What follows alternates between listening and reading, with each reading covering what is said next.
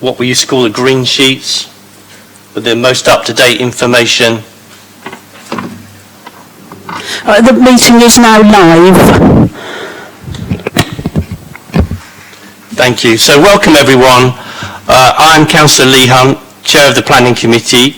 This is the first Planning Committee meeting with members physically present since March 2020.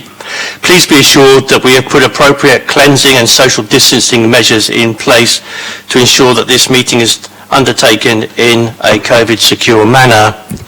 And I know to some it might look a bit draconian compared to Wembley and tonight, and good luck to England, but we have to obey the rules.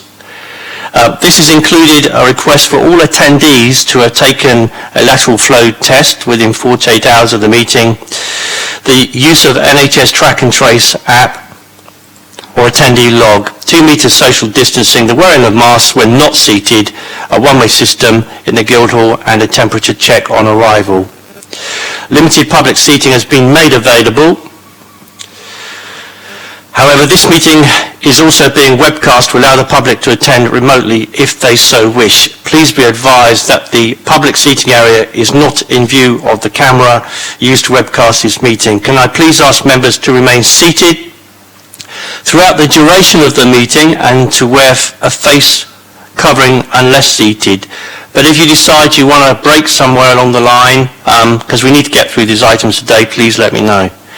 Please only use seats marked with a green circle. These seats have been allocated to ensure 2 metres social distancing. Housekeeping, safety information. If the continuous fire alarm sounds, please evacuate the room and public gallery by the stairwells. Do not attempt to use the lifts. Please assemble at Queen Victoria's statue in front of the civic offices in order to comply with the Guildhall Trust fire marshal regulations. Anyone who signed in at the Guildhall reception desk should sign out, so long as they're not on fire, when leaving the building at the end of today's meeting. May I draw everyone's attention to the fact that this meeting will be live streamed. Everyone speaking via a microphone will be on camera, including those making deputations. Members of the press and public are also permitted to record the meeting on the understanding that it neither disrupts the meeting nor records those stating explicitly that they do not wish to be recorded. Please can everyone use the microphones and remember to switch them off when they have finished. So, what we're going to do is go round and as quickly as possible, starting from my right here, and we'll go round the room. So, Ezzy, can you introduce yourself and let people know what you do? Thank you, Chair. Good afternoon all. My name is Eze Ekeledo. I'm the Head of Development Management at Portsmouth City Council. So I am the lead officer for all applications that do come in for consideration, for formal consideration of the local planning authority. Thank you very much. Good morning. My name is Edward Chetwin Stapleton. I am an interim development management team leader, and I am also the case officer for the Tipner interchange application, the first item on your agenda. Thank you. Good morning, I'm Celia Clark. I'm representing the Naval Dockyard Society and the Hampshire Building Preservation Trust in a deputation about the Tipner interchange. Good morning. My name is Martin Lavers. I'm Assistant Director for Infrastructure at Portsmouth City Council, and I'm bringing to you the Tipner interchange this morning. Over to you, madam. Go along the back table now.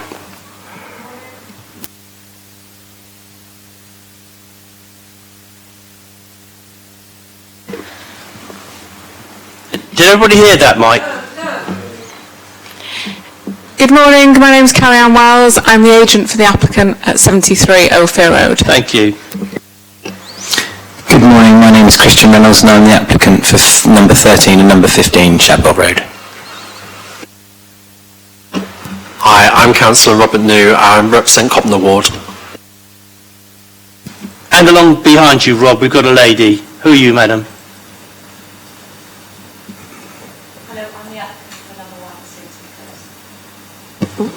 Did you hear that? Go again. Hello, I'm Mrs Gardner, the applicant for number 1 Slingsby Close.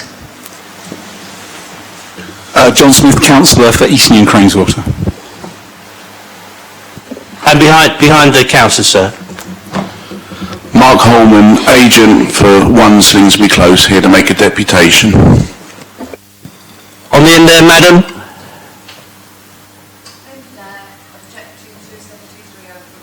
Okay, and when you all speak, can you speak up to the microphone, please? Yes. Thank you. And we go round the back here. Good morning, my name's Kevin Wood. I'm here to talk about 13 and 15 Shadwell Road. And here we got to welcome James Harris. He's the new Democratic Services Officer. He's joined us from Havant, and he's got 13 years experience on the Planning Committee. Good morning, Chairman. Thank you very much for the welcome. Go to Anna next, then Kieran. Anna Martin, Local Democracy Officer. Good morning, my name's Kieran Laven, I'm one of the Council's planning solicitors, no relation to Martin Lavers across the floor. Good morning, Chair. I'm Chris Atwell, Vice Chair of the committee. Good morning, everybody. Councillor Joe Hooper, representing Portsmouth Ward. Cal. Good morning, everyone. Councillor Cal Corkery, representing Charles Dickens Ward and a standing deputy on this committee. Matt. Councillor Matt Atkins, Goshen Ward, full-time member of the Planning Committee. Dave Ashmore, I'm standing deputy on the Planning Committee. And last but not least, we have to wish a happy birthday to Councillor Lynn Stagg, if you'd like to introduce. Thank you, Chair. Lynn Stagg, Baffin's Ward Councillor and Cabinet Member for Traffic and Transportation. So I have to excuse myself from the first item, which is the Tipner Exchange. Yes, Councillor, we'll go through an item on declarations of interest for that in due course.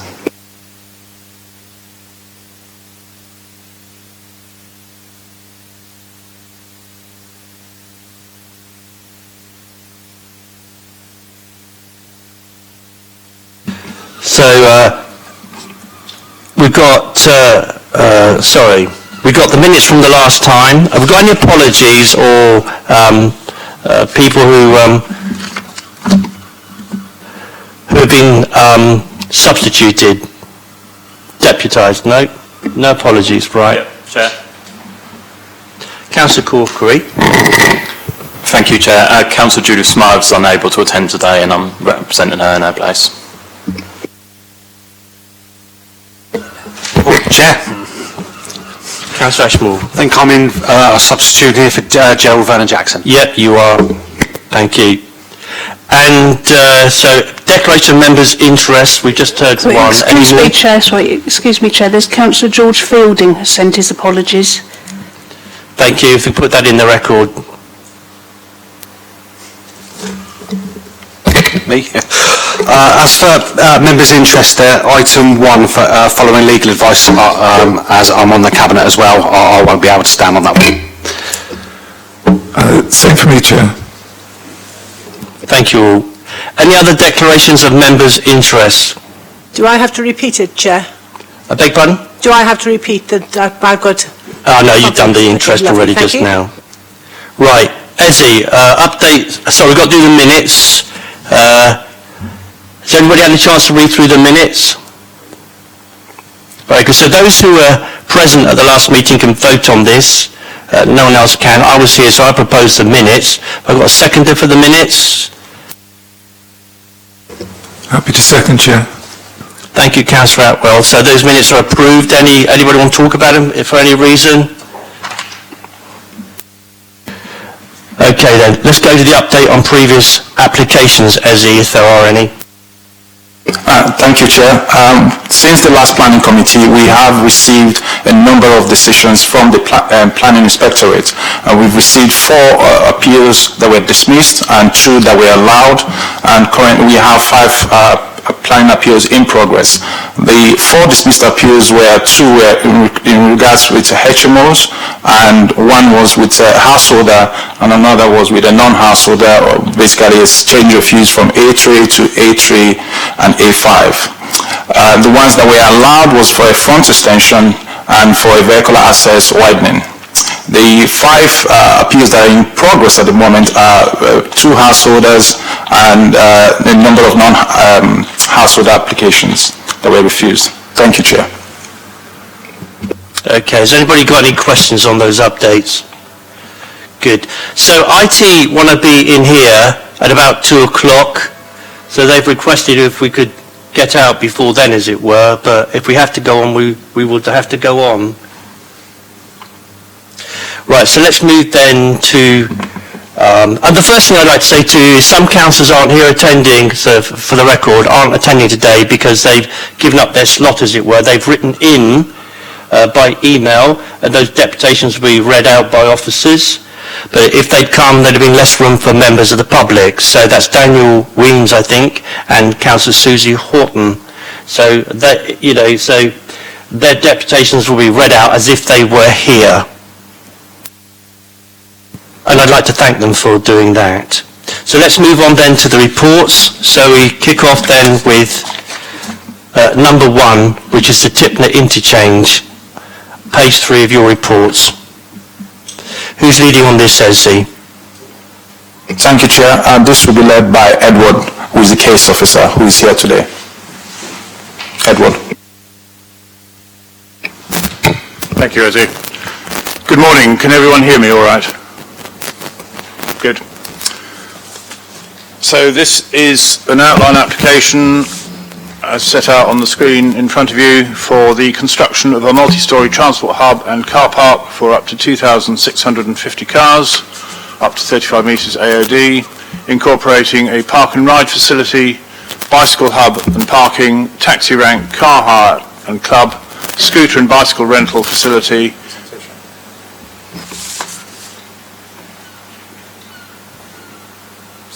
yes, it's now clicked on. Yep. Yep. Sorry, bicycle rental facility, public conveniences, landscaping and ancillary offices and units, with access from junction 1 on the M275. Principle of access to be considered. So this, as described on the slide, this is an outline application whereby the principle of the development is for consideration today, along with the detailed matter of access. An application for outline planning permission allows for a decision on the general principles of how a site can be developed. Outline planning permission, if granted, is subject to conditions requiring the subsequent approval of one or more reserved matters. In this case, detailed consideration of the access is for determination today. The remaining matters concerned with appearance, landscaping, layout and scale are for determination at a later date. Access is defined in Article 2 of the Town and Country Planning Development Management Procedure England Order 2015 as the accessibility to and within the site for vehicles, cycles and pedestrians in terms of the positioning and treatment of access and circulation routes and how these fit into the surrounding access network. Moving on, as I'm sure you're all very familiar, this is the site to the east of the M275 as you come from the north, just south of the Sales sculpture, and is currently occupied by the Portsmouth Park and Ride. The main issues are all as set out in the report. Notwithstanding the fact that access is for detailed consideration today, parameter plans have been submitted with this application which give an indication of the appearance and scale of the proposed buildings and an indicative layout of the site and landscaping. But if I can just emphasise that these are matters for consideration in due course. As set out in the officer's report, the 3.1 hectare application site is approximately 3 kilometres north of the city centre, adjacent to the M275. The site is currently in use as a surface level park and ride facility with 655 spaces. The proposed development is for up to 2,650 spaces, about 3 times the size, along with facilities for bicycles, taxis, car and bicycle rental, and some ancillary uses. I'll come on to those in a minute. There have been no objections raised by statutory and non-statutory consultees subject to recommended conditions as set out in the report. Members may wish to note that the City Council as Highway Authority did express a concern regarding queue lengths on the northbound slip of Junction 1 of the M275. However, your officers can advise that this can be covered by a suitably worded planning condition and that's set out as condition 25 on page 46 of the agenda. With regard to the proposed ancillary uses, concerns were raised by members that the proposed ancillary uses could include a retail element that could be detrimental to the vitality and viability of nearby local centres. As such, the applicant has amended this element of the scheme so that the proposal would now make provision for a limited amount of ancillary use up to a total of 840 square metres, with no unit being larger than 280 square metres. So doing the maths on that, that works out at about 3 units of ancillary uses. In addition, representations were received from 6 people and organisations, and these are summarised in the report. The material considerations are listed at paragraph 8.2 on page 23, and there are a number of matters I must refer you to in the supplementary matters report in front of you regarding some various typos and clarification, particularly in respect of the statutory test under section 66 of the Listed Buildings and Conservation Areas Act. Due to the length of the report and the detail contained within it, I will not go into too much detail. Suffice to say that on the issues covered in the report, namely the principle of and need for the development, the consideration of the reserved matter on access, and the consideration of the other matters reserved for detailed consideration at a later date, along with the need for the development, having regard to the longer-term vision for Portsmouth to reduce car use in the city centre and improve air quality, etc. With regard to the ancillary commercial and leisure uses, with regard to potential for impact on nearby residential amenity, impact on trees, flood risk and drainage, ecology, contaminated land, public safety, no objections are raised, and on that basis officers conclude that the application accords with the general principles and objectives of the local plan and the NPPF for the broad and overlapping areas of transportation, accessibility, sustainability, air quality and the local economy. Further, that subject to a series of important conditions and the future consideration of the reserved matters, officers consider that the proposals accord with those general principles and objectives, and as such the application is recommended for approval. Thank you. Yeah, thank you. Before we go any further forward, to make it very clear for the deputations and people watching on the telly, I wonder, could you go back to page 3, paragraph 1.4 and bullet point 5, and make absolutely crystal clear what it is that's going to be decided upon today? Councillor, yes, thank you. As I set out in my introduction, that today it is an outline application. So the principle of the development, the overall principle of whether this is acceptable on this site, along with the detailed matter of access, as shown on the slide that would be on the screen in front of you. As I said, the other reserved matters, whilst they are indicated in today's agenda, because the applicant has submitted parameter plans, the detailed consideration of those matters will comprise the reserved matters applications to come in due course. So the appearance, landscaping, layout, scale, height, massing, all these things will be decided later. The detail will be, yes. Okay. Did you want to say anything, Ezzy? Thank you, Chair. I've just been brought to my attention that the public can't see the slides. The viewing public cannot see the slides of the presentation that's ongoing. Well, we just pause for a moment while that's sorted out, if it can be sorted out.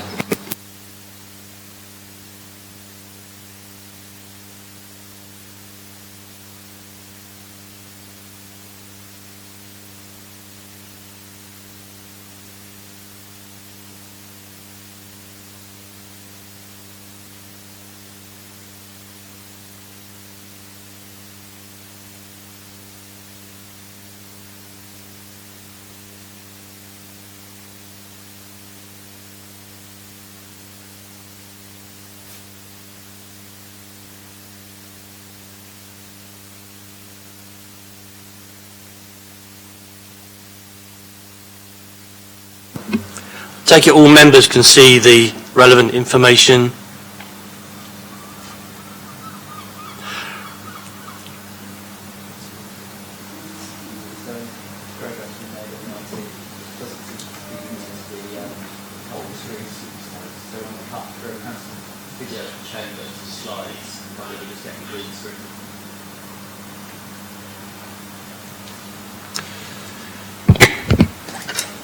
Kieran, so long as members can see the information, that's fine, yes?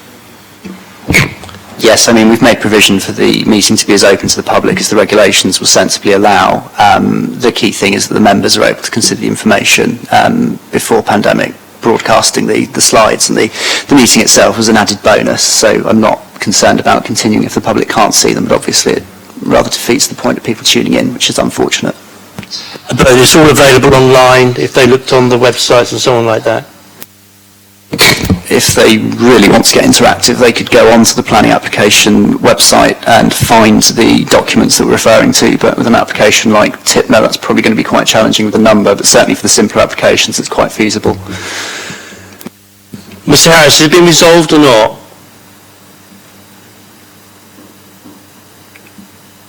Thank you, Chairman. We are currently looking at the matter. At the initial start of the presentation, the slide came up, and then it goes to a green screen. So I think, as legal advisors just suggested, we are able to proceed, but we will continue to look into the matter for the next application. Yeah, thank you. So I apologise to any members of the public who are watching on the telly or whatever, on their devices, but we'll try and resolve that. But the main thing is members who are making the decision can see the information and hear the information. So over to you, Mr Lavers, then, and then we'll come to Ms Clark afterwards.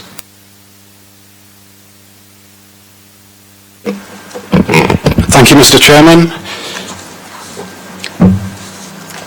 So the transport hub over at TIPNO. So the council is seeking to transform the transport system for the city with high quality solutions such as the new transport hub at TIPNO East. This will help enable and support the delivery of the city's ambitious plans for economic growth, as well as contributing to the critical environmental issues of climate change and air quality. In simple terms, the existing network struggles with peak hour congestion, slow journey times and poor air quality. On top of that, we're anticipating growth in traffic resulting from regeneration and investment. So our aspiration is to create a transport hub that will provide a range of excellent choices for people wishing to use alternative forms of fast and green travel. It's important to note that at this stage the proposal is to establish the maximum parameters of the proposed development and means of access. Matters of appearance, landscaping, layout and scale are reserved for subsequent approval, and as such all visuals and design drawings are indicative only. The current design concept has an emphasis on a landmark green structure, seeking to incorporate climbing plants, terraces and boundary landscaping. Landscape and visual impact assessment work has been undertaken to establish the effect that the maximum dimensions of the proposal will have on the short and long range views. Significantly, the transport hub will be located on an existing brownfield site and will be read as part of a cluster of buildings proposed on this location. The drawings show how an attractive and durable mix of trees, grasses and hard landscaping could be implemented at ground level alongside building integrated landscaping. Helpful points have been raised with respect to security issues related to landscape and relating to layout and design detail, but it is considered these are best addressed through subsequent reserved matters submissions. Whilst the current park and ride has been extremely successful, our ambition is to reimagine this provision as a transport hub with additional parking spaces built in 2 phases and a far broader functionality. Recently, the planning application has been amended to emphasise the transport-related ancillary uses. For example, there will be a cycle and scooter hub with provision for storage and electric charging. There will be an option for bike repair and servicing facility operated on a commercial basis to provide local employment and electric bike hire. Directions for parking will be high-tech to ensure people find spaces quickly and easily. There will be provision for electric car charging. There will also be provision for car valeting, repair and servicing, again providing local employment. This transport hub is planned to be an attractive, modern, clean, green facility with low energy use and will include a space for a cafe, advertising, public information and facilities that will be attractive to car drivers.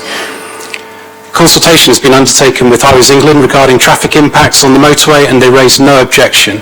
Access, including further highways modelling, is dealt with through the planning conditions. Just regarding major remediation of contamination, the PCC Contaminated Land Team and the Environment Agency have assessed the proposals and raised no objections relating to contamination, subject to a series of conditions around investigation, remediation, verification, monitoring and maintenance. Chapter 11 of the Environmental Statement covers ecology and concludes that so long as a construction environmental management plan is enforced through a planning condition, no unacceptable impacts to ecology will arise. This has been confirmed as appropriate by Natural England. Chapter 8 of the Environmental Statement provides an assessment of impacts on the above and below ground heritage assets across Portsmouth. This includes consideration of the impact on the historic ammunition magazines and their setting. Given that the transport hub is set some distance away, i.e. on the other side of the motorway, the environmental statement concluded no harm would be caused by the proposed development to the historic magazines. Historic England were consulted and raised no objection on heritage grounds, finding only a minimal impact. Further to this, PCC officers have considered that there is no impact. In any event, the National Planning Policy Framework states that where a development will lead to less than substantial harm to the significance of a designated heritage asset, this harm should be weighed against the public benefits of the proposal, including securing its optimum viable use. Thus, even if there was thought to be some harm rather than no harm, the public benefits of the expansion of the park and ride, including cleaner air in the city and reduced pollution, would outweigh any small impact to these heritage assets. Regarding English nature and the proposed land reclamation and any impact on wildlife currently protected by the designated Ramsar area of the harbour, we can respond as follows. The site is already in operation as a park and ride, and hence no land reclamation is necessary. Chapter 10 of the ES considers potential adverse effects on the Portsmouth Harbour SPA and SSSI and Ramsar site, and concluded that with appropriate planning conditions there would be no unacceptable impact. Natural England confirmed they are satisfied with the information provided within the environmental statement and the conclusions of the HRA screening and appropriate assessment. They have therefore confirmed no objection, subject to planning conditions securing a construction environmental management plan and the other measures set out in the environmental statement. The HRA screening and appropriate assessment also conclude that there will be no likely significant effects with mitigation in place, and the planning officer confirms this in paragraph 6.2 of the report.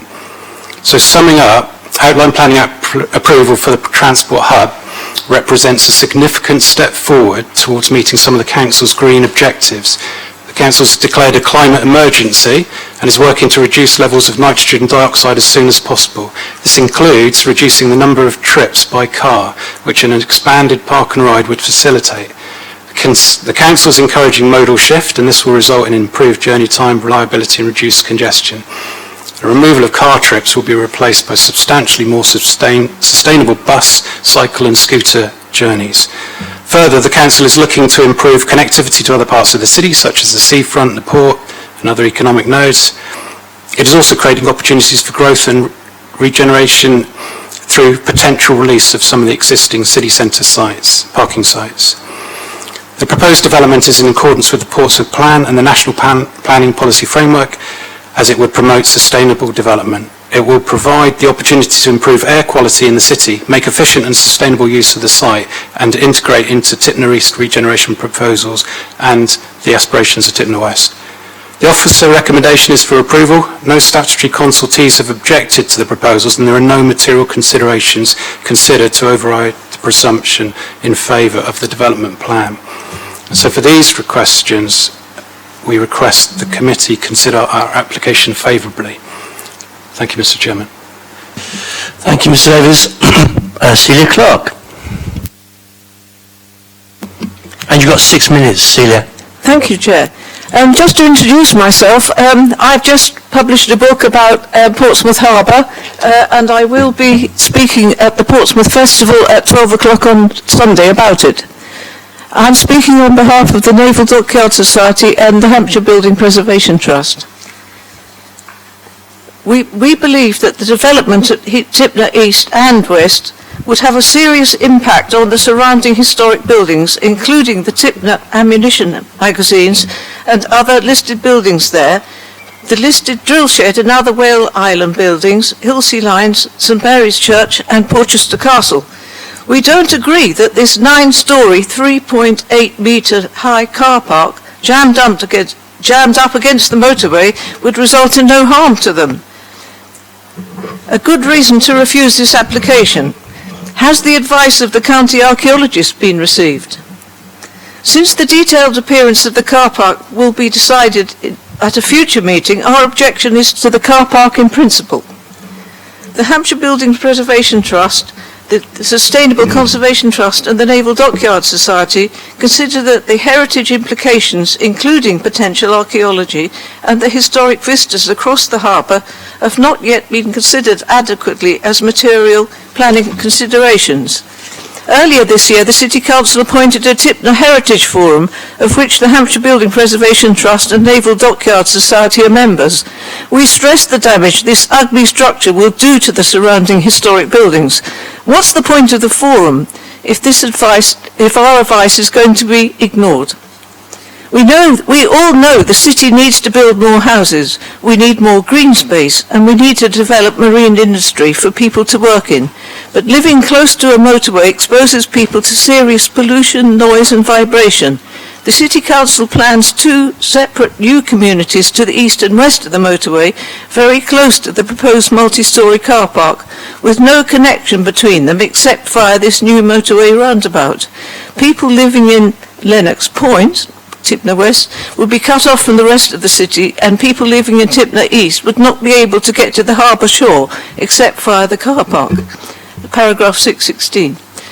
We all need to use private transport less if Portsmouth is really to tackle its very poor air quality. New residents on both sides of the M275 will be affected by 24-hour operation of the car park.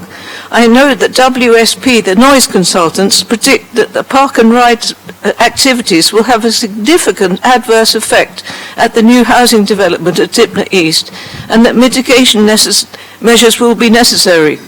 Don't build it, then there will be no need for them. Reducing car use in the city is an laudable aim, but unless the city imposes a penalty for not using the car park and ride, as happens in London, there are doubts about whether the proposed multi-storey car park will be used. Is a penalty proposed? Paragraph 8.4 quotes a report from the Historic Towns Forum that park and ride ought to be provided at a reduced rather than in large scale as part of an integrated sustainable transport management strategy. Exactly. Where is our integrated sustainable transport management strategy? Building a huge and expensive and ugly car park certainly doesn't look like an icon, doesn't send out the right message at the entrance to the city. I agree with the landscape officer's criticism of its design and impact on the landscape as people enter and leave the city. In paragraph 617 he says, which is on page 21, I'm also concerned about the impact of such a huge building mass on the adjacent protected areas of the city, especially the accumulative effects with the adjacent Tipner West proposal. The height of the building does not look conducive to Brent geese flight patterns either, and no enhancements to the harbour environment and ecology have been offered. I also note the planning officer's changed his mind about the design since March, even though it hasn't changed much. Does this design really deliver the architectural quality, delight and innovation which he mentions? As a structure, it may also become obsolete. Whatever its merits as a piece of architecture, remember the Tricorn multi-storey car park was eventually demolished in 2004 as a white elephant. Well-researched and alternative proposals to the current Tipner East and West plans are being put forward, including downgrading the M275 to an A road, which would release land to use for other purposes, reduce pollution, noise and vibration, and allow connections between Tipner East and West, and the creation of a potential bus lane to improve public transport to Paulsgrove. These ideas are being examined in the local plan consultations due shortly, which is another reason not to grant permission for this application until the local plan is examined in public and then accepted. This was relevant ground for refusal when this application was due to go to the committee in March. The merits of the proposed alternative scheme should be considered as part of the Regulation 18 consultation, with an adequate notification and timescale and full accessibility to community groups via creative digital engagement of Portsmouth people in plan making, which is used all over the country but not yet in Portsmouth. When will the city planners join the rest of the country in moving to a much more inclusive digital engagement in planning? It's frustrating that we're still left with old-fashioned static exhibitions and questionnaires instead of active community plan making. If the city aims to make Portsmouth a greener, healthy and accessible city with sustainable and integrated transport, building a huge car park at the gateway to the city sends out all the wrong messages. Refuse this application, and there's much to be gained as we move forward into making the local plan. Thank you. 6 minutes exactly. Well done. Right, members. To the officers, any questions? Councillor Atkins. I have a reasonable number actually going through the report on various issues. So in terms of the first one is kind of in terms of what we're deciding today, it says in the report that scale is not one of the things we're deciding today, but we are agreeing an outline permission for an 8-storey car park. Is that correct? So there is a sense in which scale is relevant today because, you know, there's only so small you can make an 8-storey car park. Is that fair? Councillor, thank you. As I said, scale, the reserve matters are for detailed consideration. Notwithstanding that, yes, you are correct in that the applicant has supplied indicative parameter plans, and the one on the screen, if the screen were working, would show indicative building heights. But just to be clear, that it is only an indication at this stage. No, I think there's too much ambiguity here. You need to be very clear about what members are being asked to decide upon. If, as Councillor Atkins says, that this were to be approved today, in the way it's described in the report, would the applicant be able to build up to the height described in the report? They would be able to build described in the report because that is in the description of development. But it is, just to emphasise again, that it is only the detailed matter of access that is, along with the principle, that is a determination today. Is that clear, Councillor Atkins? Yeah, so just for absolute clarity, on page 31, where it mentions scale, it talks about a ridge roof height of 34.8 metres, equivalent to an 11-storey building, and a maximum footprint of 218 by 89 metres, with the top level being 173 by 73 metres. I appreciate some of that is detailed, but some of it is also presumably related to outline permission in terms of, you said height was included. So what of that is included and what isn't included in terms of what we're deciding today?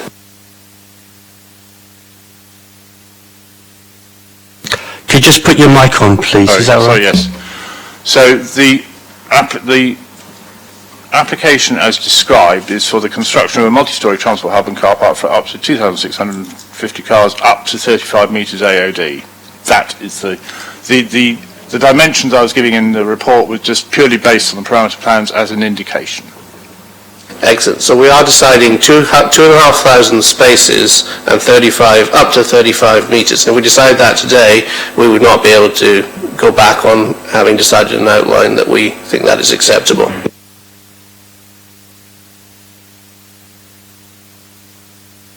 I'm so sorry. Just for the record, can you make sure that you put your mic on? I'm sorry. They could come in with a building that is lower than that height parameter, but not exceed that height parameter.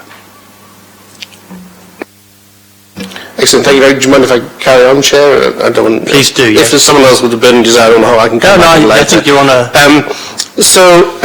In terms of the size and the scale, I felt that there was a little bit of contradiction in the point, no criticism of you at all, but around the extent to which this is going to impact on local residential amenity. It was made clear in the kind of the comment that there is some harm. And I think I read one of the consultancy documents was Homes England or someone similar, suggesting that they thought there could be quite a high level of harm, particularly around the 24-hour operation in terms of, so the height was in terms of light and visual impact. There is the 24-hour operation, which in your report you don't think is likely to have a huge impact. But then there is also the kind of increase in noise and the congregation of a very large number of people in that area. And this is all within the context of a planning permission having been granted to a large housing estate immediately next door. And there's existing housing obviously nearby in Nelson.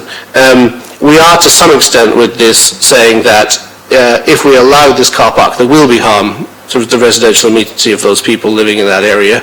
I was wondering if you could comment on how serious that is, and are we essentially saying the economic benefits and the other benefits outweigh that harm? I think.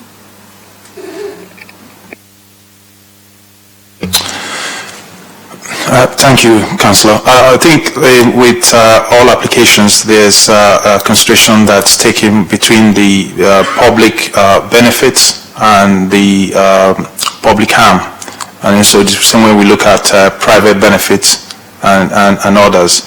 I think that is something that would have to be considered in light of this application, because as we go forward with the clean air for the wider city, we have to look at the benefit and then the harm the scale could result from this proposal to the immediate area, and also as one enters into Portsmouth city itself.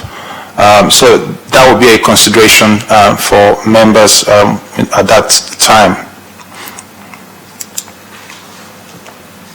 Thank you. Yes. So essentially, I think that it's clear that there is a fairly significant amount of residential harm from this, but it's considered that the application has other merits. That's correct, Councillor, yes.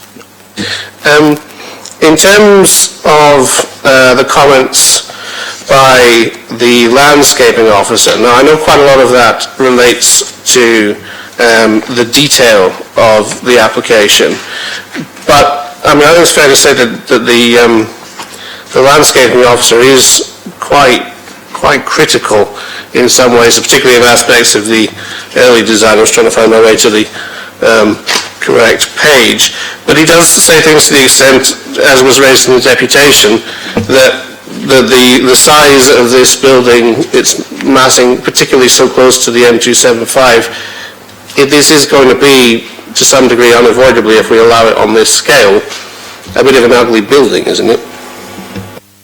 It seems almost unavoidable by the comments made in the report.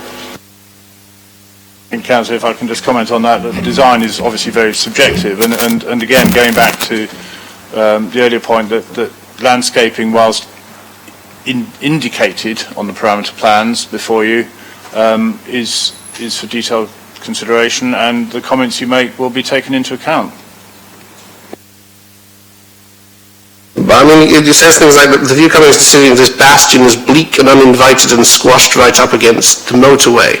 The idea of an iconic tall building to the entrance of the city is negated by the huge massing of the building, which instead just gives a feeling of a brutalist bottleneck to the entrance to the city that most visitors use. And he talks about the idea of sort of greening it and making it more attractive, and said the climbers proposed to the sides of the building should be okay and look good at least 2 to 3 stories high, but probably not to 8 stories high. And the proposals for planting of terraces show examples of lush greenery reminiscent of Singapore. I do not see how planting types shown in these examples would ever survive in this location, let alone ever create such lush terraces. To me, it seems fairly unequivocal that if we approve this today, we are approving a potentially ugly building. And again, is this something essentially we're saying are there benefits to the city mitigated and that we just need this despite the fact it's going to be too big and we just have to live with it? Thank you, Councillor. I think what we have to draw our mind back to is what is before the planning committee today, and that is for with regards access. The other matters, appearance, landscaping, layout, scale, and impact on heritage for the reserved matters. So what members are looking at today is the access itself. The applicants itself have gone probably a bit farther by providing indicative in terms of its scale and layout and all that, but that's not before members for consideration today. Yeah, I'm sorry, Ezzy, but for clarity and fairness, I don't know if members agree with me, but that's not what we were told about 10 minutes ago. It's not, the members not layout, it's not for consideration.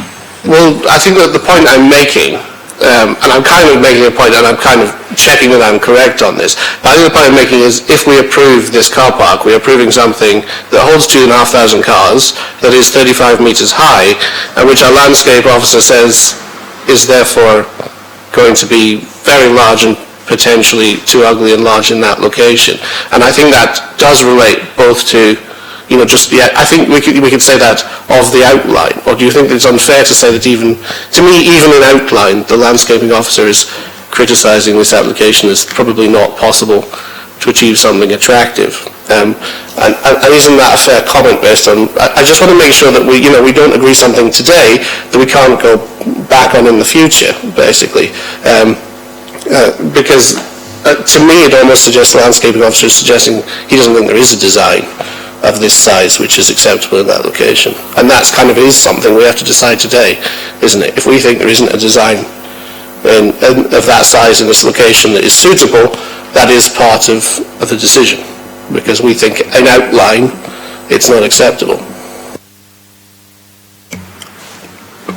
Thank you, Councillor. What is before members today is the access. The point of the capacity of the car park that's being put forward in terms of an outline is with regards access and to look at the accessibility, exits and egress to the multi-story car park when it does come forward as a reserved matters. But at the moment, simply what's before members today is access. Well, you had a good go, and we can come back to you in a moment, if you like. Yeah. Does anybody else want to continue the theme? Councillor Corkery. Thank you, Chair. Yes, just picking up on the principle of access that's being considered.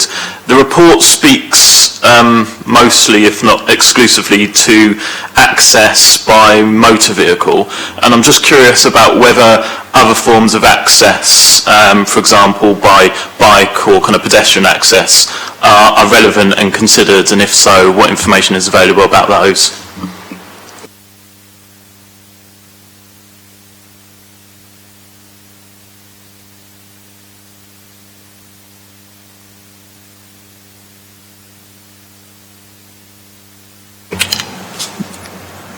Thank you, Councillor. What's before members today is a multi-story car park. The access to that's what's before. It's not, would I put it, it's not parking for cyclists or motorcyclists. But I appreciate what you're saying in terms of accessibility to get to that point. That's what we are looking at again in terms of the access, the routes. But the predominant means of getting access to the car park would be with vehicular, which is what is being proposed today. Yep. Go ahead. Yeah, thank you. Just to come back on that, there is clear reference kind of in the headline to this report in terms of cycling facilities. So clearly it is intended in principle that this will be a place where cyclists go to and from in order to access their cars to come in and out of the city.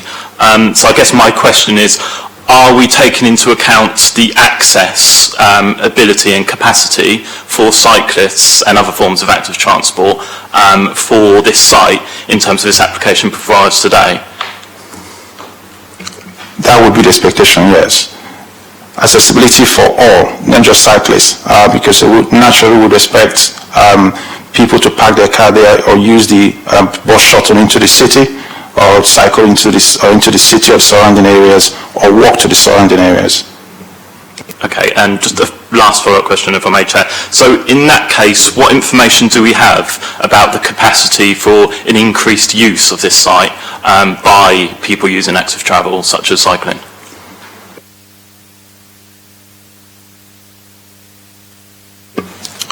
Can I come back to you on that? Yeah, sure. Thank you. So I think from the information I've seen, the intention, if we could tease this out for the members, and I'll bring Mr. Lathers back in, because the intention is to have things like a e-scooter hub there, a cycle hub, cycle repairs, and cycle hire, all those sorts of things. So Mr. Lathers, if you could briefly comment on that while the planning officers get their heads together. Thank you, Mr. Chairman. You're absolutely right. The principle of this transport hub is to provide excellent facilities for cyclists. E-scooters are coming in now. If you either leave your car and then get it on your own bike, or you may be able to pick up your bike from a cycle hub that's your bike that you've left there overnight, or you hire a bike. There'll be electric bikes, charging, electric bikes. There'll be charging points for scooters, and you can hire that as well. And that's all on top of the buses, which you can use the normal park and ride travel in and out of the city. But likewise, if you actually want to come from the city and go to the new transport hub, you'll be able to cycle to that transport hub and then take another form of transport away from there. So you might actually hire a car from there and go away. Hopefully that helps. Okay. Yes, thank you, Joe. I don't think I have any further questions on that, but probably a comment later on. Have you had all your questions properly answered? I do have another question, if I may, just to pick up on the point that was made in the deputation about the development of the local plan, which is clearly ongoing. I'm just curious about to what extent we can take that into account today, whether it's relevant to our decision or not. Thank you, Chair. Thank you, Councillor. At the stage it's at now, we can't give it any weight at all. Thank you. Any other members want to come in before we come back to Councillor Atkins, Councillor Smith? Yeah, I just note that in the outline planning, we're still talking about retail space, and it's just general in its discussion. In the pre-meeting, it was talked about being transport related. I know this is all outline planning and picking out what Councillor Atkins was saying. We're talking, there's detail coming into it that you want to clear at this point, really, because we do want to protect retail in the city and those sorts of things. So are we clarifying that today, or is it coming later? Because you're making a point of order now, aren't you, on something that's going to come later, maybe, because once you've agreed it.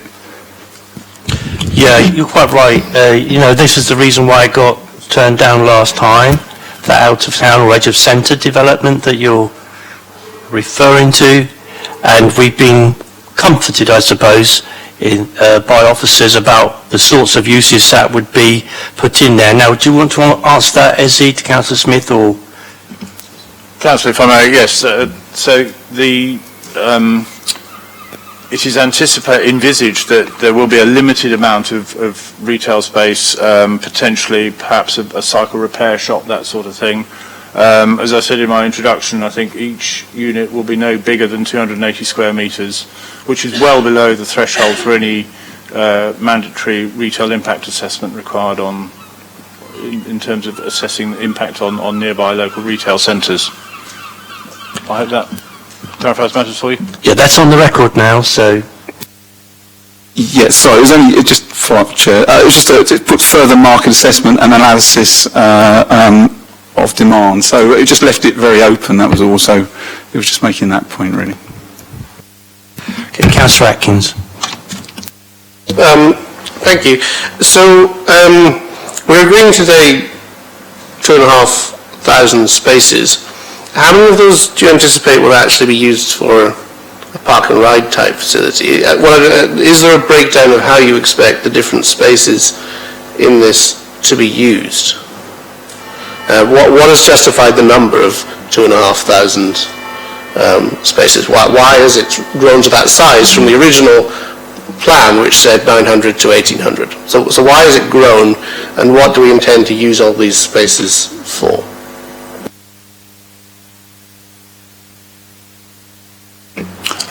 Thanks, Councillor. The assessment, I believe, from the applicant is with regards looking forward in terms of Tipner West regeneration coming forward, the clean air within the city, the regeneration or redevelopment of the part of the Tipner East, which part of the Tipner Peninsula, which of the probably bring neighborhood of about 700 homes, and trying to make those as car-free as possible. So I think those have fed into the numbers that we're looking at in terms of the multi-story car park. So there is some anticipation that residential homes in Tipner West and potentially even Tipner East will have some of these spaces as provision for parking for those homes. I believe so, yes. Do we know numbers? Kind of what sort of quantity? Part of what I'm getting at here is I've done, okay, it's back of a napkin calculations, but the current park and rides, if we look at the figures that are in the report back in 2018-19, it on its busiest day had 500 cars and it has over 600 spaces. A lot of months on an average day, we were talking about 50% occupancy. So it's not exactly overflowing with cars. So you can see that my concern is we're asking for 2,500 spaces to give permission to that today without a lot of justification for that number. It would be helpful if I could know, what's going to park and ride. I have also heard the suggestion that the port might want to use some of the spaces, and that could provide an economic benefit to the city, and I do see that as important in justifying what otherwise seems to be quite a problematic size of building. So do we have a kind of, it would be helpful to see some sort of breakdown of what the intended uses of these park spaces are and how we arrive at a number of 2,500. Thanks, Councillor. I think just to give you my best guess estimate is looking at Tipner West, we're looking at around about 5,000 homes of different typologies, and that itself would mean probably the minimum of at least one car parking space for one of those homes. And then we're looking at Tipner East, both sides and Tipner East, combined number of probably about 700 homes. That gives you quite a large number. Not that we're saying that there will not be any car parking in any of those developments at all, but we're saying we are more inclined to supporting them if there are less provision of car parking on site and utilizing the car parking that's provided within the multi-story car park. And then that is separate from the line the city is taking and trying to encourage people to park in the park and ride and then take the shuttle or any other means that is less polluting into the city for the activities. Thank you. Last question then on the pollution point. It does, in the start of the section on the principle of development, I've lost it again for the moment, but it mentions the fact that there's a 2009 report that actually says cities should, on a national, if we were talking about the national climate change strategy and reducing pollution, actually cities should be aiming not to increase the size of their park and rides because it increases the amount of road travel on critical infrastructure around the country, whereas they tend to be popular on a local level because they provide potentially a quality benefit to the city. So are we just, to some extent, has this assessment been done, potentially encouraging an increase in car traffic overall on the major road networks in and around Hampshire and around the city if we expand the park and ride? And is that something you think we should take into account?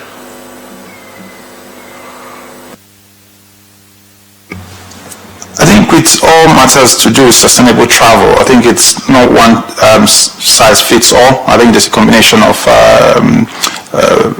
less polluting vehicles or means of transport, encouraging people to cycle, providing more accessible and sustainable public transport, and bringing homes and businesses closer to people so that they have to commute less and simply live and work in the same place. And so Park and Ride, like the numbers that I've just read out for you, I've just been corrected that the numbers for Tipner West is just under 4,000 homes.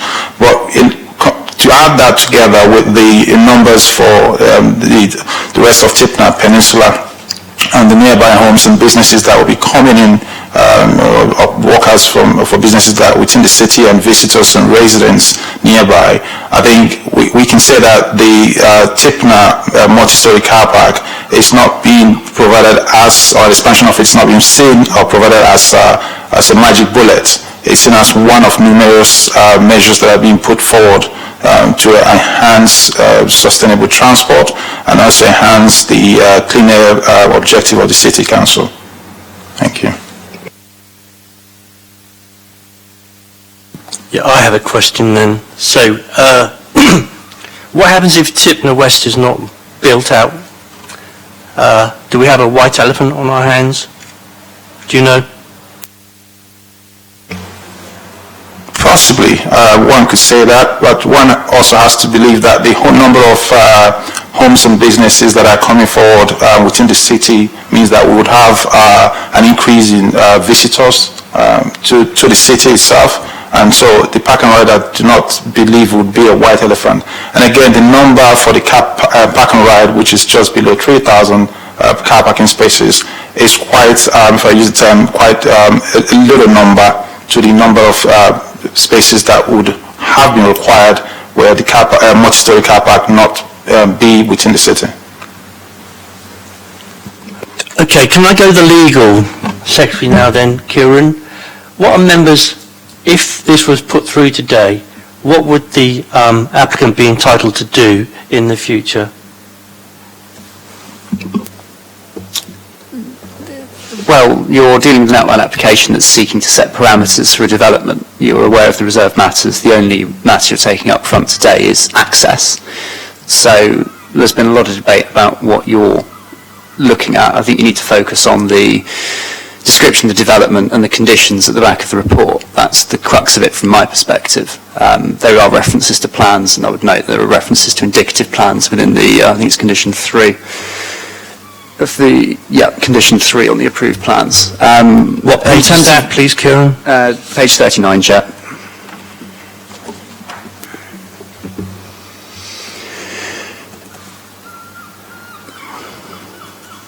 But you asked a question about what the future steps are. Could you elaborate on that for me a little bit? Yeah, sure. So, members, I mean, I'm not clear. So, if I'm not clear, I mean, a couple of members are certainly not going to be clear. If this was go through today, the applicant could build up to the height described in the report. Is that true or not? Yes, the point of the outline application is to set maximum values, and it's then for the developer to find the optimal point at or below those maximum values. So they are maximums, you know, and you will then get to decide the final scale, the final design, at the appropriate reserved matters application as it comes forward, and I'm sure this will form part of that dialogue, but, you know, it's a strange one because we are obviously the local authority, the local council. I would not have been thrilled with the suggestion of turning down an outline application on the grounds of design when it's clearly a reserved matter at one point, but I think you may have moved past that. But this is a strange one in that, in terms of appeal, would the council appeal its own decision? I doubt it. It could theoretically, but it's not likely, is it? Does that assist? Yeah. Councillor Atkins. Thank you, Kieran. Councillor Atkins, did you want to say something? I was just going to say that, and I think Kieran clarified it actually himself at the end, that it isn't just access, because it's 2,650 cars and up to 35 metres. If we agree that today, then we have agreed that we think 2,650 car parking spaces and up to 35 metres is acceptable on that site, haven't we? And not just from an access point of view, but in general. Okay, any more members? Councillor New. Thank you, Chair. Are we moving into comments now? Because it's just a comment I would like to make, really. No, we're not moving to comment yet. Right, okay. Councillor Corkery. Thank you, Chair. I guess just to come back to the point I was making earlier about access and whether access has taken into account active travel considerations. I guess maybe, I don't know if there's any legal clarity that can be provided on that, but I'm also curious, I guess, to ask, if we approve the principle of access today, will those considerations be discussed at a further date, or will access just be taken as given, i.e. when the full application comes forward, will there then be a discussion about active travel accessibility? I would have hoped so, but over to you. Yes, Chairman, Councillor, thank you. Yes, there will be. But this is, whilst it is a parameter for consideration today, it also falls within the layout reserve matter, which will be coming back in due course. Whilst the parameter plans seem to show vehicular access only, the other modes, pedestrian and cycling, will clearly need to be considered in more detail and fall within the layout. In my opinion, without prejudice, will fall more neatly within the layout consideration. Okay then, well I'm going to start the ball rolling. I am not happy with this application. The feeling I get from the committee is that they are not happy with the application, and so far as I can see that the height, the scale, the massing of this particular proposal, which could become an overwhelming edifice at the side of the motorway, dominating the surrounding homes, outweighs the economic benefits as described in the report, and therefore I am going to propose the application in its current form is not acceptable due to the height, scale and massing and its impact on those surrounding residential homes and other assets were described by Celia Clark earlier. So I don't know if there's a seconder for that. Councillor New. I'm happy to second that for the reasons that you laid out there, and I think you're absolutely spot on. I think certainly I've got the feeling from the questions asked by members in the committee that it's not acceptable, and I think Councillor Atkins made a really good point as well around those, that there doesn't seem to be a willing from officers to be able to justify what's in the report in terms of the scale and the spaces provided, and I suspect that underneath it all, I think a few people touched on this, is that in order to sell the utopian dream of Tipner West specifically, that it is car-free, the types of people that will be looking to buy there, while this is just my personal opinion, they're going to want to have vehicular access, etc. So this seems like an easy sweetener to be able to have somewhere where they can say, you can have a park and ride, you can bring your vehicles here, etc. And I think there's something quite rotten about this, so I'm happy to second this. And thank you. Just to be very clear, I said the application is just to focus on the words current form. It's not acceptable. I think that there is an opportunity to do better here, but the scale is so enormous that it wouldn't be acceptable to most people. Anybody else want to make any comments? Councillor Atkins, then Councillor Hooper. Yes, Chair. I think I'm in agreement with you and Councillor New, but I do want to make absolutely clear that I'm not objecting to an increase in size in this park and ride for all of eternity. I'm saying that today, if we look at the principles of development, we were asked to decide the principle of and the need for this development, including the need for development having regard to the longer term vision for Portsmouth. And I don't think that case is made out on the information I have seen yet, that there is a need and a justification for 2,650 cars up to a height of 35 metres. Now, I'd like to work with officers, and I'm happy to come and meet with them and have further conversations around the sort of appropriate number of spaces, why those spaces are needed, and the size. But I think, I have said there are economic developments in the city that I would like to see supported, and if they need access to further parking, then that may be an appropriate site to put some or all of it. I am extremely reluctant to give permission to this size of car park, partly on a justification around housing, particular housing in St West, because I do think housing should have its own appropriate parking. I don't think it's for the public estates to provide excess parking provision. And also, we just do not know yet whether Tipner West will proceed in its current form. And so, I want a better justification for that number of cars and that height than I feel like I have today. But I'm not saying no forever. I'm saying I think today I can't justify this, because I think there's too high a risk that we end up with a very large building which is unpleasant to look at, which has a negative amenity impact on local houses, has a negative amenity impact on the city, the gateway to the city, and on historic sites, just based on the size. And I know design and all of those things are reserved, but I think just based on the size, those things are potentially a problem. And I really do not want to see this a half-occupied building as a result. And so I want to see a really robust justification. We will use that number of spaces and that size of car park, and I just don't see it today. So I can't support it today. Yeah, thank you for that considered response. Councillor Hooper. Yes, very similar justification to my colleague. I think for me there are too many spaces crammed into that spot, and there would need to be some form of compromise in the future. I've also not heard today that the need for, 2,650 spaces or 2,500 spaces has been proven. For me, and this is just very personal, in its current form it looks like the ugly sister's foot crammed in Cinderella's slipper. It's too large for the site. Secondly, from an environmental point of view, I think to try and house this many cars this close to the city centre doesn't necessarily mitigate all environmental concerns. Thank you. Thank you. So, before we, sorry, Councillor Corkery. Thank you, Chair.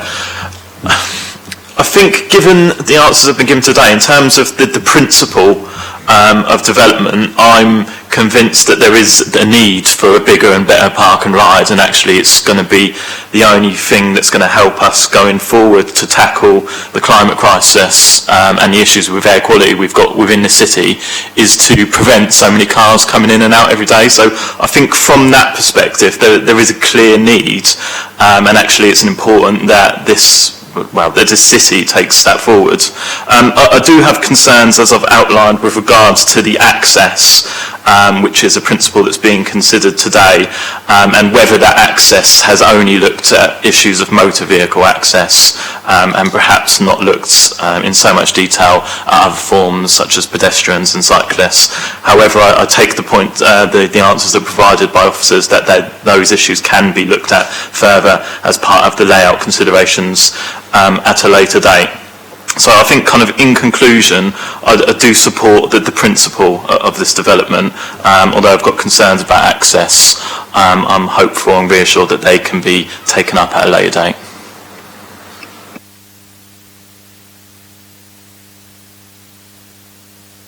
Thank you, Councillor Corkery. So, if everybody's finished, before we go to the vote, I propose that we should refuse this application on the reasons that I described clearly. Could you run us through those reasons? Sure. Could you run through the reasons again, please, Yeah. Chair? The application in its current form is not acceptable due to its height, scale and massing, and the harmful impact on surrounding residential homes, and for the reasons described by the deputations earlier, particularly Mrs. Clark, on the assets around.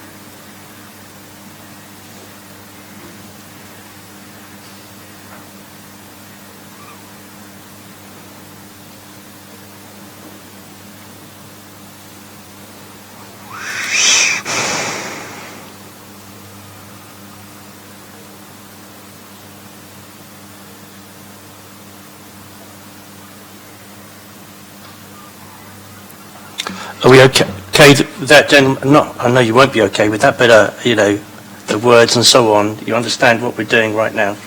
Could we perhaps take a 5-minute adjournment as officers to discuss the wording a bit further and maybe clarify that? Yeah, okay, so we just halt the meeting for 5 minutes. If you get up and move around, obviously you've got to put the mask on. We shouldn't be very long, I would have thought.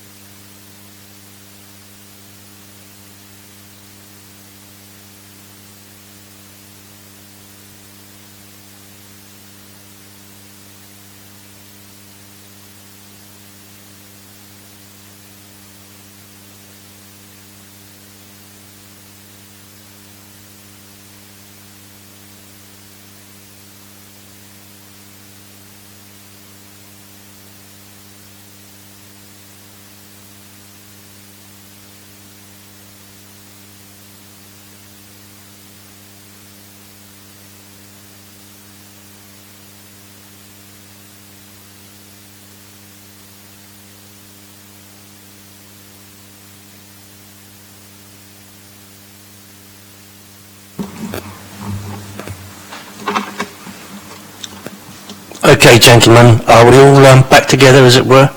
Thank you very much indeed, gents. Kieran, over to you. Thank you. Ed's actually got the wording that we'll be asking you to review and potentially endorse, Councillor, as it's your motion. Sorry, I missed that. Can you repeat it? Of course. We're just going to go over to my colleague Edward, who has the draft wording for a refusal per the statement that you gave, Councillor. We'll ask you to listen to that, review it, and potentially endorse it as your motion to refuse the application. Okay, Edward. Chairman, thank you. Right, draft wording is as follows. Refuse the application due to the lack of adequate justification for the need for 2,650 spaces and the proposed access arrangements, along with the proposed height of the building, would cause unacceptable harm to the amenities of local residents and the local area, contrary to policies in the local plan and the NPPF. Quite happy with that, gents.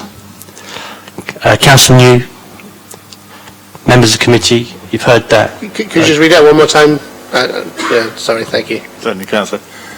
Due to the lack of adequate justification for the need for 2,650 spaces and proposed access arrangements, along with the proposed height of the building, this would cause unacceptable harm to the amenities of local residents and the local area, contrary to policies in the local plan and the NPPF.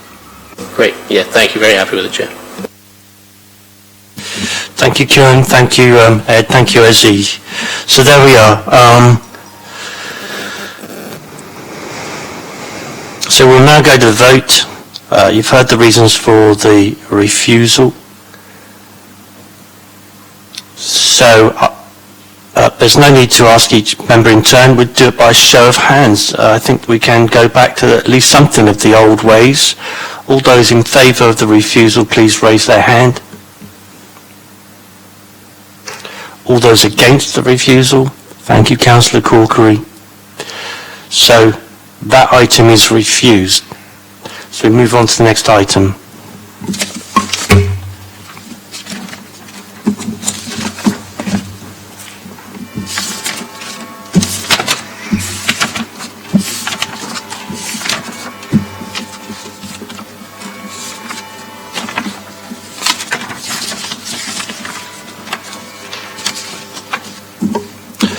So we've moved on your reports, members, item number 2, which is land at Seven Oaks, the ex-Wimmering Community Centre, where the Wimmering tree is.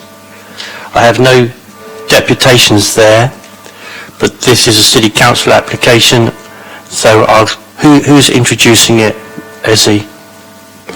Thank you, Chair. I am presenting the item number 2.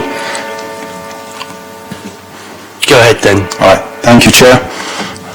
Just before I start, members, just to draw your attention that we've received an additional objection, but that was received after the SMART was published. But it does not raise any new material planning issues which have not previously been raised or have been dealt with within the report to members. Can I also refer members, in addition to the report, that there is a SMART that's been updated and circulated, and just draw members' attention to that. That's more to do with the contaminated land conditions. I would now do the presentation for this item.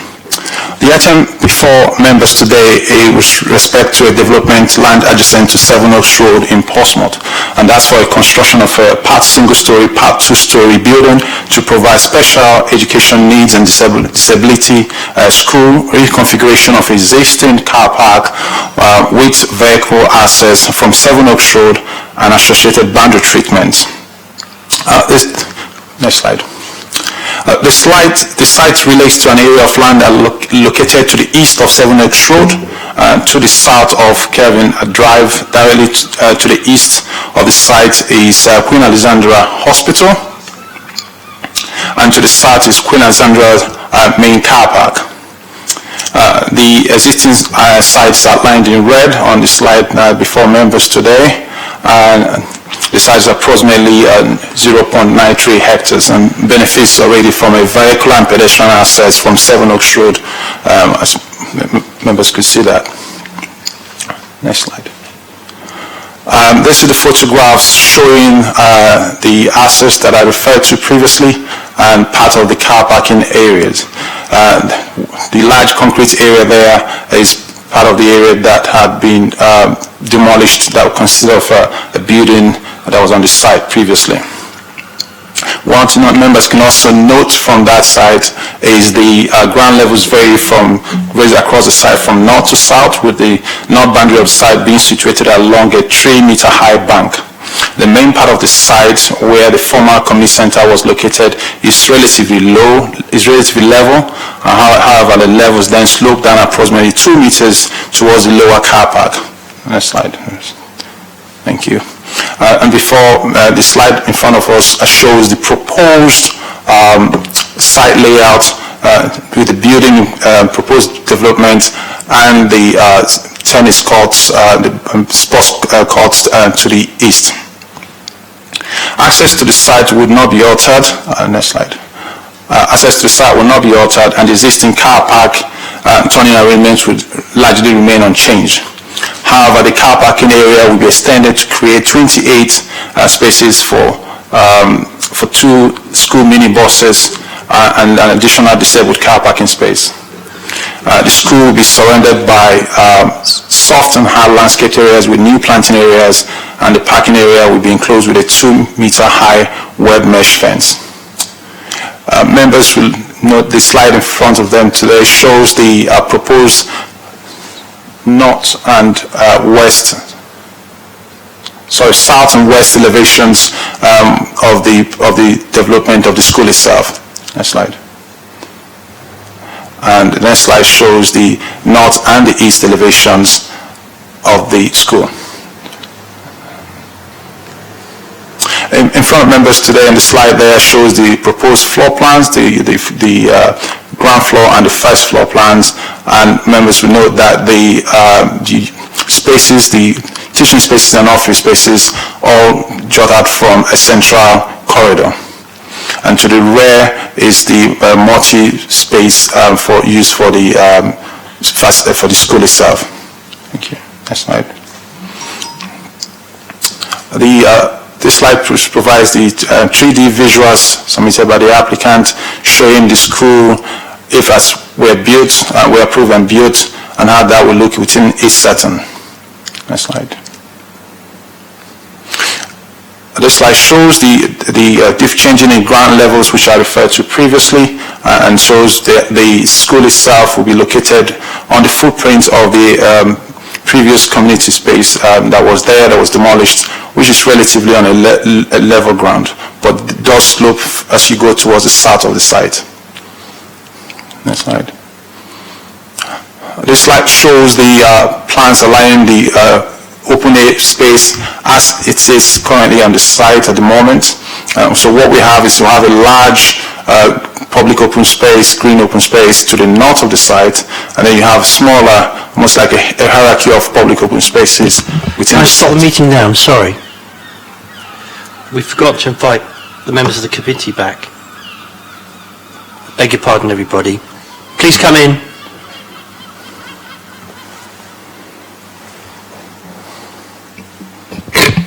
Chair. We'll start the item again. That's very good. To restart the item is the proper way to deal with it, or otherwise those members would have to sit out for this one as well. But if Eze is happy to restart his planning presentation... We haven't got very far. We can do that. We are also still addressing the IT issues. We're aware that members of the public still cannot see the slides. It's been raised with IT through colleagues. So we apologise for that, and we'll try and get IT to deal with it. Yeah, I'm terribly sorry, Izzy. That's fine. That's fine, Chair. Can I start? Carry on. Thank you, Chair. Good afternoon, members. What we have before you today is an application for a construction of a part single-story, part two-story building to provide for a special education needs and disability school, reconfiguration of existing car park with vehicle access from 7 Oaks Road, associated boundary treatment works, The site relates to an area of land located to the east of Seven Oaks Road and to the south of Calvin Drive. Directly to the east of the site is Queen Alexandra Hospital, and to the south is Queen Alexandra Main Car Park. And the existing site, as outlined in red, shown in the slide there, it measures approximately 0.93 hectares and benefits from a vehicular and pedestrian access from Seven Oaks Road. The site was formerly occupied by Wemrin Community Center.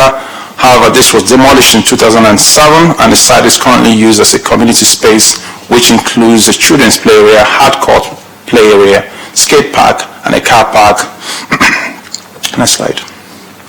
And this photograph in this slide shows the area of the community center that was demolished. That's now a hardcourt play area, and further within the photographs on the north west end of the photograph there, you would see part of the skate park. Next photograph. On this slide we have the proposed site plan showing the scheme itself, the development itself, and the sports area to the west, to the east of the site.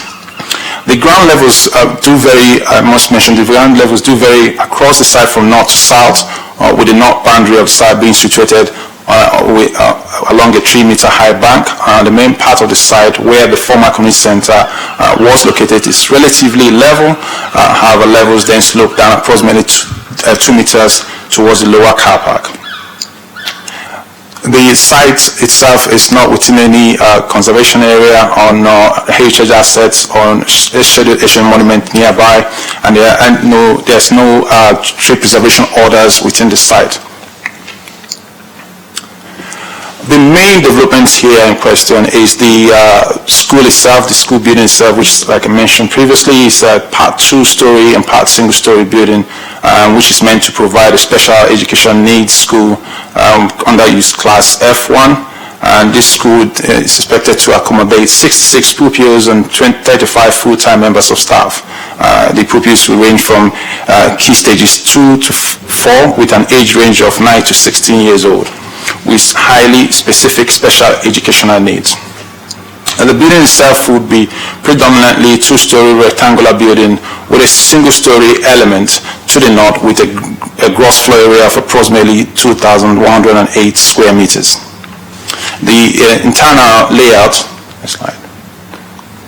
The internal layout will consist of a central corridor with classrooms and administrative and ancillary rooms on either side. The key stage 2 pupils will be based on the ground floor, while key stage 3 and 4 pupils will be based on the first floor. If I wish to go back to the previous slide showing the elevations, the building materials were raised with the applicant, but our understanding was that the issues to do with the materials was with respect to the students themselves, because of sensory abilities to be able to cater for them. Access to the site would not be altered, and the existing parking and turning arrangements would largely remain unchanged. However, the car parking area will be extended to create 28 spaces for two school minibuses and additional disabled car parking space. The school will be surrounded by soft and hard landscaped areas and new planting areas. And the car parking area will be enclosed with a 2.4 meter high web mesh fence. The slide here shows the applicant's 3D visuals of this development itself, the main building itself, were to be approved by members today. Next slide. This slide shows the changes in ground levels as referred to before in my presentation. There's a 3-meter high bank up to the north and a 2-meter high bank as you go towards the south, towards the lower car park. The building itself would be on the footprint of the community center that was demolished, which is on a relatively level ground. Next slide. The slide here before members today show the existing public open spaces there, the hierarchy of open spaces there, with the northern public open space being the biggest in question, but that is largely left untouched by the development, which is the development side, which is marked out in red. Next slide. And these are the areas of open space which I referred to previously. You have the skate park, skate grounds there, which is to the southwest of the photographs there, and then on the northwest you have the hardcore playing area, and then you have the children play area to the northeast, and then to the southeast you have the open space mostly used for football. Yes. These photographs show the existing car park and the access being the southeast, northeast, and the northwest shows the main access into the sites, and then the southwest shows the car parking as it currently is. That's right. Again, this slide shows the context of the site. The northwest shows the boundary treatment from into the side, bordering the side, which is quite an edifice in its own right. And then to the southwest, you see the children play area, and also to the southeast, the children play area. Next slide. What is before members today could be considered in two different categories. The technical material consideration and subjective material considerations. The technical material considerations would do with the principle of development and loss of public open space, the access and transport impacts on parking, the energy efficiency, landscaping, ecology and trees, impact on heritage assets, contaminated land, flood risk and drainage. And the subjective material considerations, the site and design, appearance, and impact on residential amenities. With respect to principle of development and loss of public open space, these officers find that acceptable, and having taken specialist advice from colleagues, internal and external, and also looking at the context that the public open space to the north is left largely untouched, and the public open spaces that are going to be touched to the south of the site are going to be replaced by the provision of, in terms of enhancing the public open spaces that are within, just one moment, I just need to get the location of that.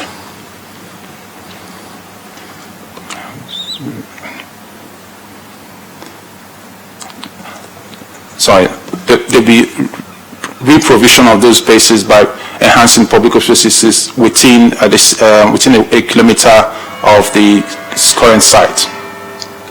The access and transport impacts are being considered by colleagues by local highway authority and have no objections subject to conditions, and also the energy efficiency, there's no objections to that. With respect to landscaping, ecology and trees, the trees that have low amenity value are considered acceptable to remove them and replacement with additional trees to provide great amenity value for the wider area, and also additional level of screening for the development in question. There's no issues to do with contaminated land subject to conditions, no issues to do with heritage assets. The flood risk and drainage, there's no objections to that, and supported by our colleague in local lead local flood authority in terms of conditions being put forward. With respect to the siting and design and appearance, with respect to the siting, officers are fairly comfortable with the siting because it's on the footprint of the previous community center there, and officers believe that there would be no issue with that. In terms of the design is led, and design and appearance are led by the occupants and the users of that space, predominantly being the disabled students there, whose sensory abilities are main consideration for the design and appearance of that. With respect to a residential amenity, the nearest residential building is around about 34 meters away from this building, and with respect to that, officers are fairly comfortable with that in terms of whether noise or visual or impact on other aspects of residential amenity. There will be no issues with respect to that. So members, officers are minded to putting this forward to you for conditional approval, for your approval, yes. Thank you. Members, any questions? Councillor Atkins. Yeah, just one or two questions really to address one or two of the resident concerns in the deputations. In terms of particularly access to the playing fields, can you just confirm, do you know how access will be gained to the playing fields, and can you confirm that it will be just as open to the public as it is now when the school is present on the site? Thank you, Councillor. The playing fields, you refer to is the playing fields to the north? Yes, that large, the one big playing field yes, to the north. They are unaffected, yes. So access remain as normal? Remain as normal, yes. Just to confirm as well, it mentions in the report being able to use the school playgrounds out of hours, so will that to some degree compensate for the loss of the sort of current hard space that's there for playing basketball, for example? It does, yes. And do you know exactly which assets will be transferred to the other local parks? So it's Gurnard Park and the park just above Maidstone Crescent. 5.39 Ezzy on page 55. 5.3, yes, I just want to yes.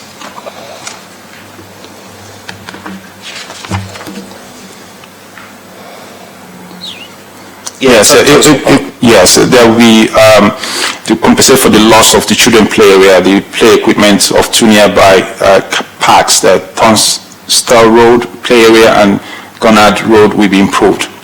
While the loss of the open space is unfortunate as stated in the report, but given the public benefits of having this school come forward, I think compensates for that loss. Just the Wimmering tree wall, will that be lost as part of the development? No. Thank you. Great. Thank you very much, Ezzy. It's outside the red line. Okay. Councillor Hooper, did you want to ask any questions? Just a couple of quick things. Obviously, fully in favour of this wonderful provision for our city and children, but I've got a couple of practical concerns based upon experience within my own ward and sometimes the way that there can be contention between local residents and a school, for example, on the parking issue. So I'm just keen to make sure, especially for staff as well, because I think we've seen it with some of QA staff, that provision for parking on site is going to be adequate. So have the educational officers had input into these 28 spaces, because they will obviously know how many children will be accommodated in the school, how many staff approximately will be needed, because there's nothing worse for, whether it's someone working for the NHS or a teacher having to drive around on residential streets trying to find a space, and then the inevitable arguments that can sort of happen with local residents. So I would be keen to make sure the provision is adequate from the beginning. Thank you very much. Yes, there's adequate provision for staff, students and their parents.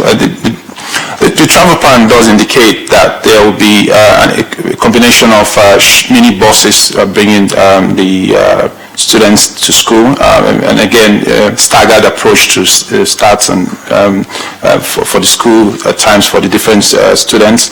And also there would be, it's expected that, from experience, that most of the students would either arrive by taxi or by the minibus. And in addition to that, there's provision for cycle parking spaces also. Thank you. Right then, so having read through the report, all the concerns that were represented have been addressed in the report. So I'm going to propose that this be accepted, the report be accepted, subject to the conditions. So that's, I'm looking for a seconder there. Councillor Hooper, thank you. That's properly seconded. So just to check if the planning officer has any other remarks he wants to make. None, Chair. Thank you. Okay, so we go to the vote then. All those in favour, please raise their hands. And that's a unanimous vote. Thank you. So we move on to the next item. Thank you, everybody.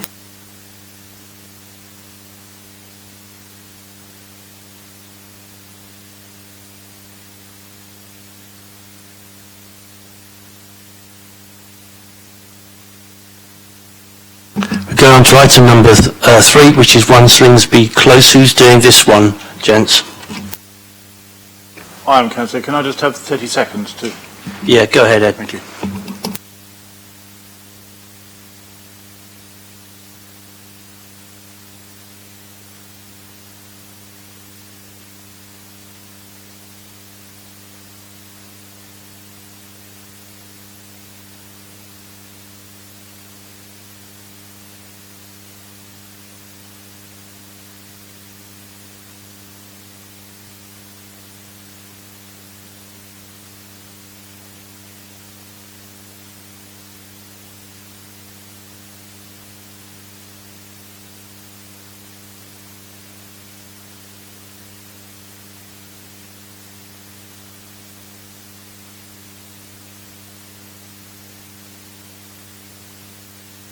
Thank you, Chairman. Right. So this application 20/00683/HOU land at 1 Slingsby Close, Portsmouth, is for the construction of a rear extension to the first floor and exterior alterations. The report is set out in your agenda on pages 60 to 63. With an officer recommendation to refuse. I would draw members' attentions to the SMAT that is in front of you, which explains that the issue of the proposed slate cladding has not been properly addressed in the report. So the SMAT provides you with an update on that and provides you with an updated reason for refusal as well, just to make reference to the proposed use of the slate. The property is located near Southsea Common and Old Portsmouth in a 1970s estate between the City Museum and the Holiday Inn. It's a corner property. The slide in front of you shows the overall aerial view. This zooms in a bit with the property being on the corner here between of Blount Road and Slingsby Close. There are a variety of different architectural styles within the estate, but a good deal of consistency, including muted dark brown colours in brick and horizontal tile hanging. This application comprises 3 elements: a small extension at first floor, balconies to the front, and cedar cladding and slate tiles. The small extension is uncontroversial.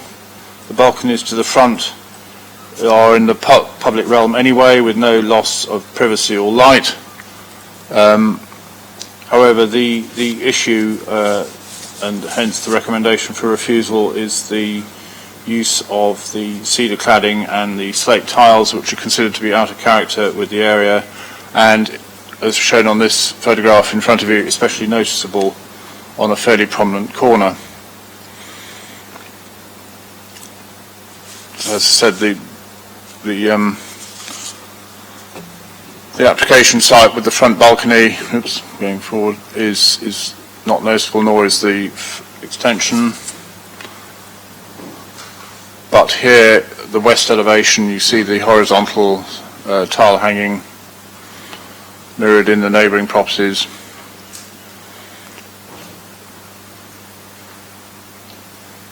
And then this is the proposed elevation. Officers have no particular concern with the window. It is to be obscurely glazed, but as I say, it's the materials, the vertical cedar cladding being out of character with the area. Thank you.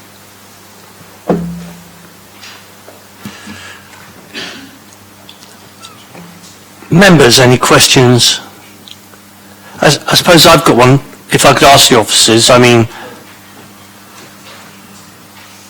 we haven't got any deputations, have we? Beg pardon? I'm so sorry, of course we have.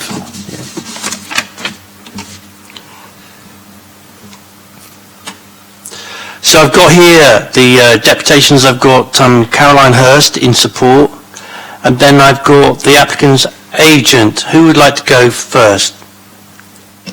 I'll start. Mark Holman, HRP Architects, the agent for the applicant. Good afternoon, Chair and committee members. As there's been a surprising recommendation for refusal regarding this application, we have been requested to represent the client today, which we believe demonstrate the importance of this planning application to our client, and to demonstrate that the application should be approved and present the reasons for this. The applicants approached HRP Architects to prepare a scheme to update their existing property with some external alterations and internal planning. The initial scheme was presented in 2016, but formal plan application was not made until June 2020 and subsequently validated in November 2020. The application for being a rear infill extension, first floor, a balcony to the front of the property on the south elevation and replacement slate tiles, a new window to the west elevation and through colour render to the ground floor and vertical western red cedar to the upper first floor side elevation. In respect to the above, we understand the only reason for refusal is with regard to the use of timber cladding to the west side elevation, and we also wish to confirm the planning officer's report stating the site is not within a conservation area or is a listed building.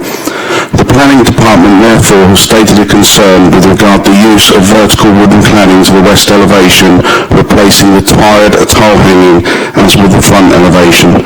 It's stated that the use of this material creates a dominant development, which we strongly disagree. The side elevation to which the cladding will sit is set back from the main gable, which has a fascia over 250mm in width, and the retention of this fascia means the cladding will be subservient to the existing surrounding facade. This serves just a single elevation and must be seen as a vast improvement to the external aesthetics, where in the local vernacular there are dozens of examples of this type of material. The frustration of determining this application started when the RPA took 5 months to register, and following this we had no contact with the planning officer for several weeks, despite many emails and phone calls. The first contact we had in December was a request for photographs of the neighbouring dwelling, which the client immediately supplied. As the concern from the RPA appears to be dominance of the materials to the gable elevation, we would have expected a site visit from the planning officer, as surely a fundamental aspect of this case would be to visit the site, but we understand there has been no physical site inspection, and we hope the committee members have viewed the site to understand the area in detail to which the proposal relates. The first written response we received in February 2021 was with regard to the balcony to the proposed front elevation and concern relating to its relationship with the neighbouring dwelling to the east. However, upon sending some photographs of this relationship and an updated drawing, it was agreed this aspect would not be a reason for refusal. In March it was suggested the house was being used in HMO, which has never been the case, and the dwelling has been a private home for the applicant. It was not until late March 2021 we received an email stating the LPA had concerns with regard to proposed materials, even though we had a telecom discussing the application, a verbal conversation with the planning officer stating the external materials would not be a planning issue. We wrote stating our concern this has now been brought to light so light and not mentioned in the previous month the issue regarding the balcony had been made. It was suggested by the planning officer to propose a darker cladding, but further to an email issued in April 2021, we had no formal reply and just confirmation the application was to be refused. We had requested if an approval be granted a condition for materials be added. Unfortunately, we received no clarity and had no option to wait for the decision. The client requested the application be heard at committee. As the reason for refusal of this application, we did not receive until last week when the notes for this committee meeting were published on the council website. We had no email from the planning officer to ourselves as agent confirming the decision. The application was due for a decision on 12th January 2021, but with concerns relating COVID, we understand there's the reasons for delay, and we've waited quite some time for the opportunity to present this case today. We hope we've provided a robust case in the circumstances. We consider our reasons for overturning the decision by the planning officer comprehensively presented, and to avoid a costly appeal, we trust this will be permitted. Thank you for your time.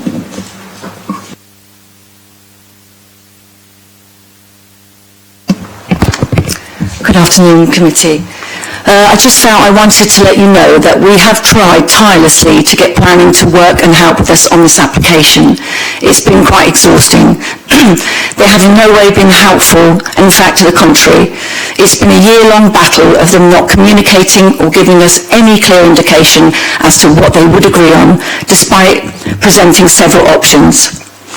There are 13 detached houses in Pembroke Park, all individually designed, and no two are the same. They are all clad in different range of materials as stated, all of which come under permitted development. The flats and terrace houses on the other side are more uniform, although lots are now incorporating modern new materials.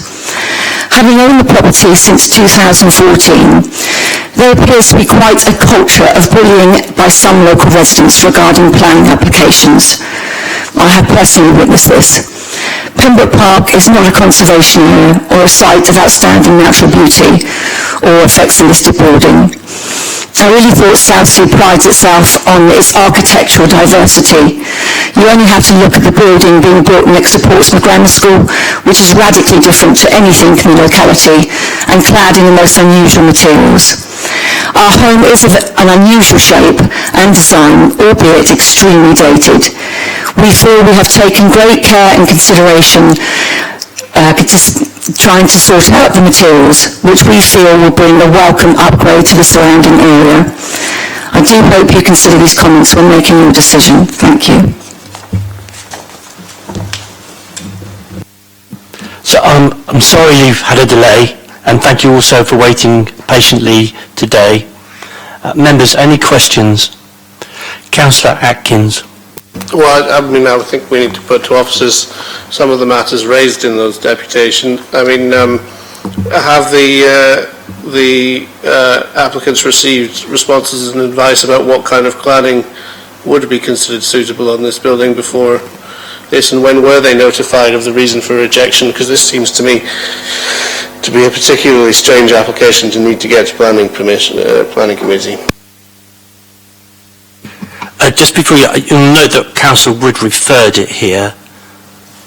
Yes, however, it seems to me that this is a situation where I'm very surprised that the officers and the applicant could not come to some agreement on what would be acceptable cladding. It appears there is no objection in the officer's report to the balcony or the extension, and the matter here is purely one of the cladding and the slate.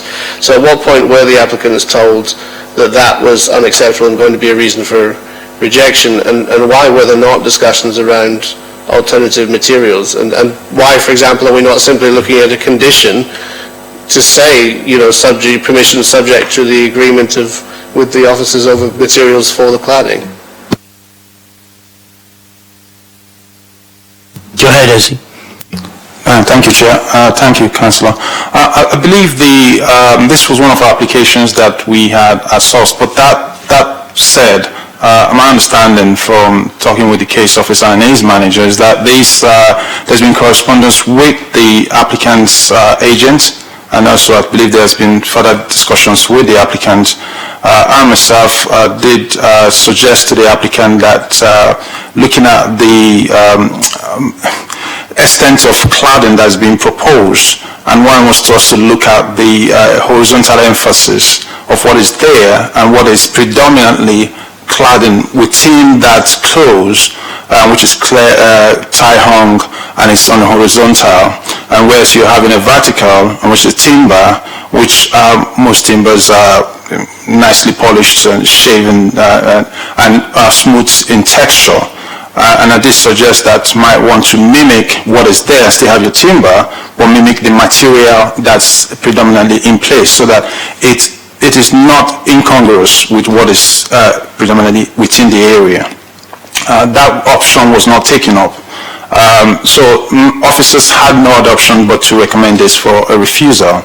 I understand that also suggestions were being put forward in respect to types of materials for officers to assess whether it's even feasible that what is being proposed can even be achieved by the applicant, because it's one thing to put a condition, but it's one thing for that condition to ever be discharged.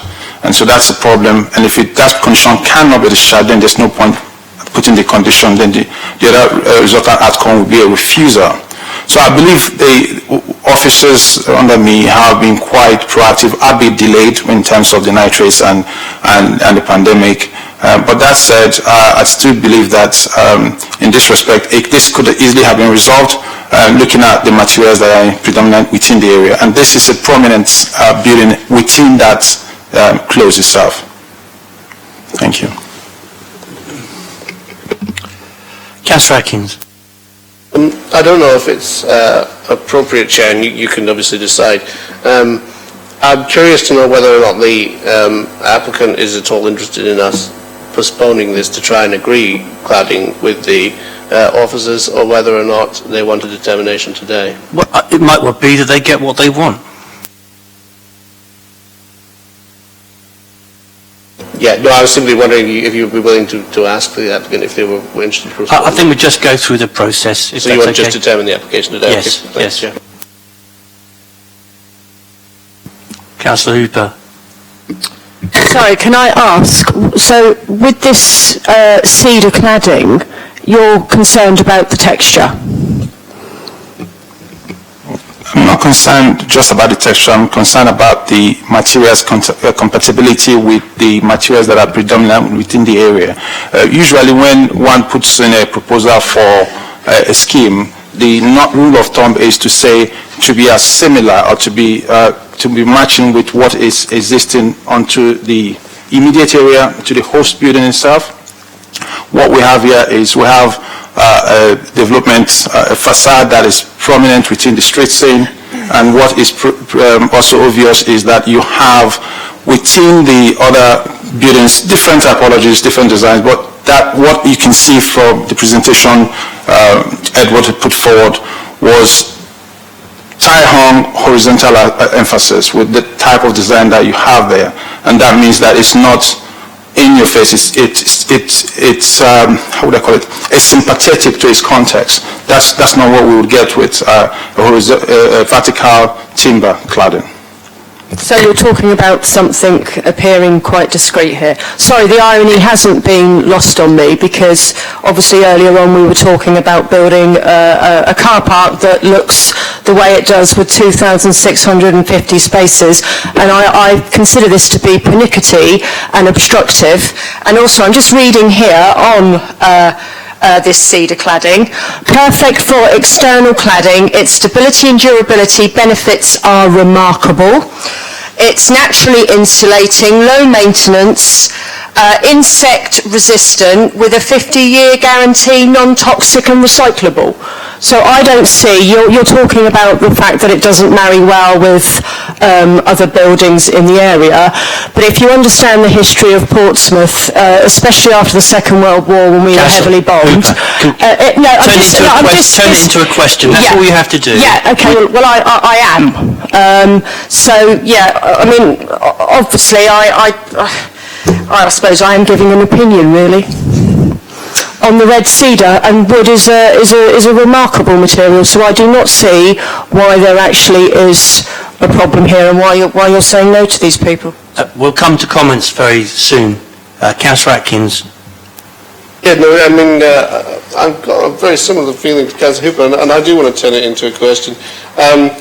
So what is it exactly about this area that makes the cedar wood and the dark coloured tiles, which seem like fairly normal roofing materials? Are these unusual roofing materials? They seem like relatively normal cladding and roofing material. The elevation of the front. Sorry, Councillor, I just need to get the street scene so you can see what this context is. Yeah, some more pictures of the houses and the houses in the area would be helpful, I think.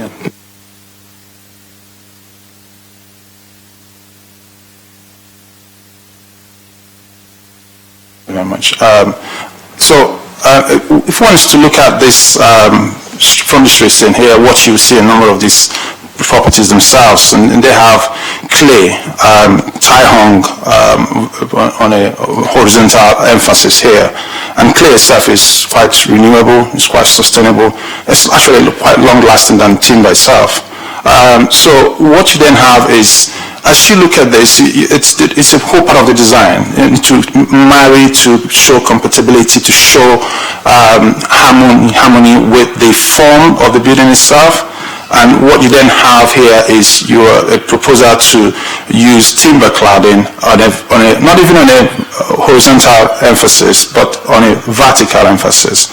And can I show me the other no, not the one, the drawing that shows the, it's got the drawing, yes. And if you look at this and you look at what is on the southeast of the photograph, that's what's existing, and then you can visualize the vertical timber cladding there, and look at the two of them. I mean, so design is subjective, I accept as an architect and as a town planner, but there's a problem when you look at this, in itself, in my view, is incongruous. And I was trying to defend that. I was trying to defend my officers. This matter was brought to my attention, not one that I would normally get involved with, but was brought to my attention by the case officer and his managers. And I had to look at this and I gave my view that I was of firm belief that it wasn't one that we could support. But if there were changes that were done to it, then there's a possibility that we can support that. Thank you. Councillor Atkins. Can you, I don't know if it's in your email and you can pull it up, or in the report, in your report somewhere. Can you confirm the date on which the applicant was offered the opportunity to make changes to the cladding? I can try and find out. If you could, that would be helpful. I just think part of my problem here is obviously the very long delay of the cladding is not your fault. I'm not accusing the officers of anything. This was, you said, an outsourced application. I want to make sure the applicants had a fair shout here before they lose their application fee over something that seems to me like it should have been resolvable.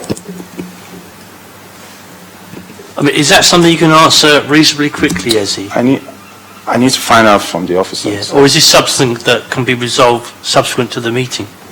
Is there anything to be gained to the planning application before us about? Presumably refusing the application ends the application and they have to resubmit, and that's kind of what I want to avoid. Councillor Stagg. Thank you, Chair. I'm somewhat confused. What is the objection to the cladding? Is it the fact that it's cladding, it's wood? Is it the colour of it? Or is the fact that it's vertical, not horizontal? I'm not sure what we're actually arguing. According to the officers, it's both of those things, that it's vertical as opposed to horizontal, and that the colour can't be guaranteed by the sound of it. So it's incongruous, they say. But so does it mean that if it was then horizontal, it would be okay? That's a question that Ezzy can answer. Thank you, Chair. If it was horizontal, I think it would make a massive difference. That'd be one. And I think also the materials in terms of the texture and the coloring then follow suit.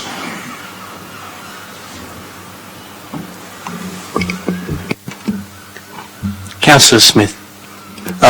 In the deputation, the people said that they mentioned about a darker colour. Was that, it's following on from what's already been said, but was that teased out and was that flatly refused?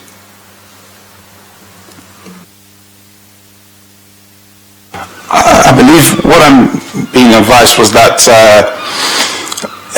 the applicant was advised in April whether they would consider a single dark stain.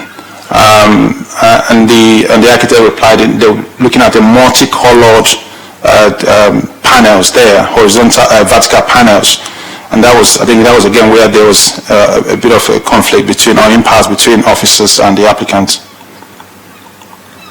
Okay, so there's an offer to do timber cladding, but with a uniform dark stain. Councillor Ashmore. Thanks, Chair. I'm new to this committee, but I'm trying to get around, when you say it's incongruous with the area there, are we saying that if the owners of the property were to spray the current material neon pink, that would be fine, but if they were to put timber on it a different way, that's incongruous?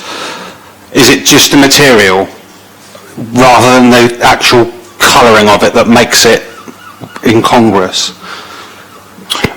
I think it's the form. The form is taken. What you have there is vertical, and what they're proposing is horizontal. Then you have the materials. That's the second. Then you have the color. So they're proposing multicolored timber there, and then they're proposing it to be a horizontal, vertical, and then you have the timber smooth. Whereas what you have there is textured in terms of the clay tiles. Yes. Thank you. We're spending a lot of time on this one, Councillor Atkins, and it's fair enough, but get to it then. This is my valid question. What would be permitted in terms of changing the external appearance under permitted development rights? So what could they have done in terms of, could they not have changed the cladding under permitted development if they weren't doing the rest of the application? Could they repaint a different colour under permitted development? Because this isn't a conservation area. So what could they have done to change the external appearance of their house under permitted development anyway?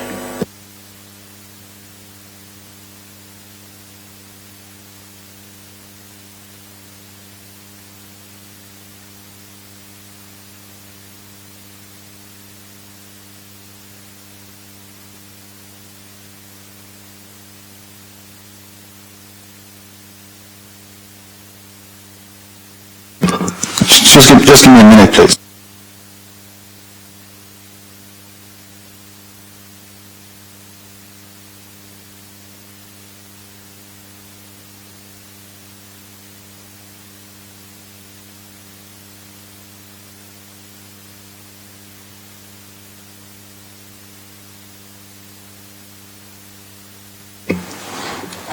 Yes, Councillor. For PD rights to take place, it has to match the existing.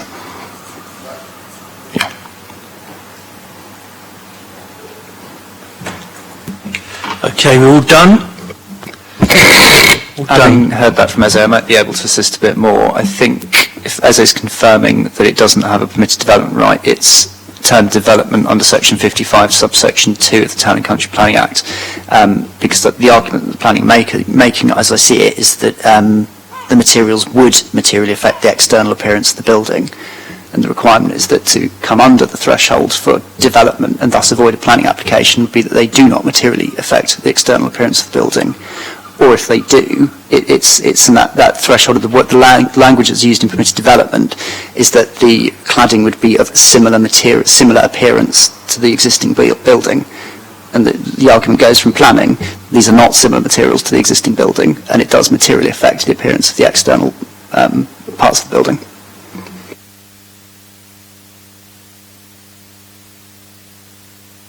I think we're all done, so I don't have any problem with what they want to do. I don't think the committee does so far. Chair, sorry, we had comments. I beg your pardon. I'm just coming to comments now, so I'm going to make a proposal. I'll let you go first. Well, thank you, Chair. It's an area I know pretty well, and I'm sort of hung up on this idea that it's out of character. I think if you were to ask me what the character of Pembroke Park is, I'd sort of struggle in a way that I wouldn't with other areas or roads nearby. So I think if that's what we're sort of hanging all of this on, it's a bit daft. And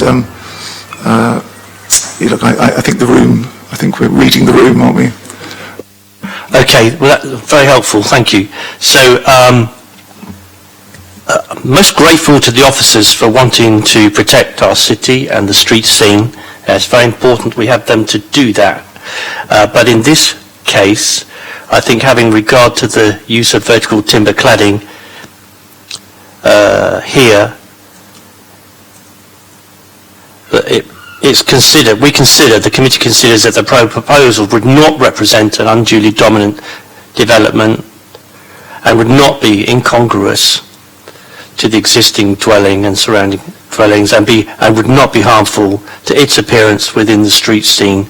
As such, the proposed development is acceptable to the committee. I must say, to me, the whole thing, they're unusual buildings, aren't they? They're very exciting sort of looking buildings and wouldn't mind living there. But they have a kind of upward momentum rather than horizontal, so for it to go vertical, it I think is much better, and I think that vive la différence, as they say sometimes. So I don't have a problem with it. I'm going to move to overturn the officer's recommendations in the way I've just described. Kieran?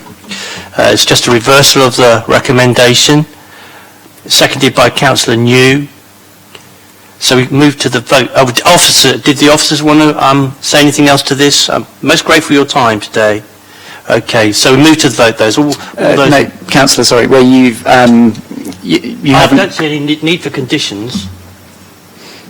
You will need some conditions. It's quite exceptional that you would not condition plans, for example, and give unconditional permission. There will be some work for planning officers to do there in terms of also, when you go with an officer's recommendation, you take the officer's reasoning along with you. Where you go against the officer's recommendation, you have to create your own reasoning. So there's a bit of work I might have to do with the planning officers there. And as you've already picked up on, there will be a need for conditions.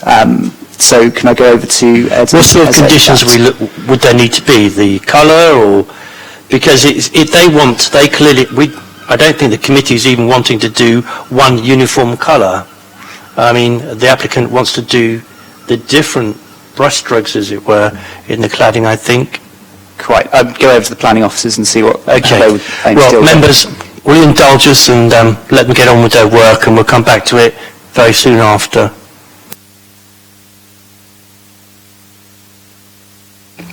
Chairman, if it helps. Chairman, if it helps, I have some draft conditions here. Thank you so much, Ed.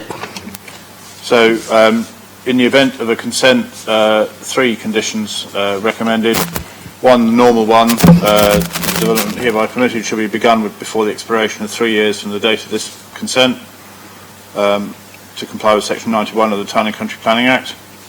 Condition 2, unless agreed in writing by the local planning authority, the permission hereby granted shall be carried out in accordance with the approved drawings. And those are the ones submitted with the application. 8601/02 floor plans, 8601/03 elevations, and 8601/04 3D views.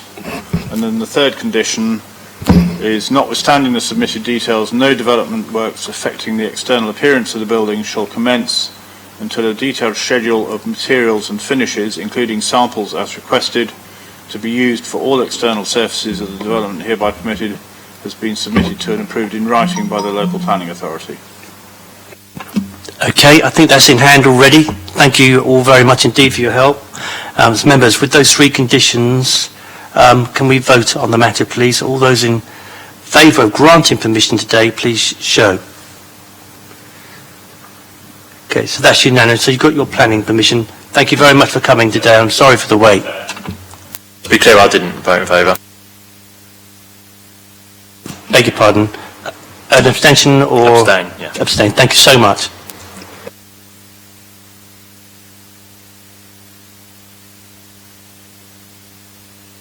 So we move on to Farlington Water Treatment Works, Gilman Road, Portsmouth. Who's doing this one, Ezzy? I am, Chair. Thank you.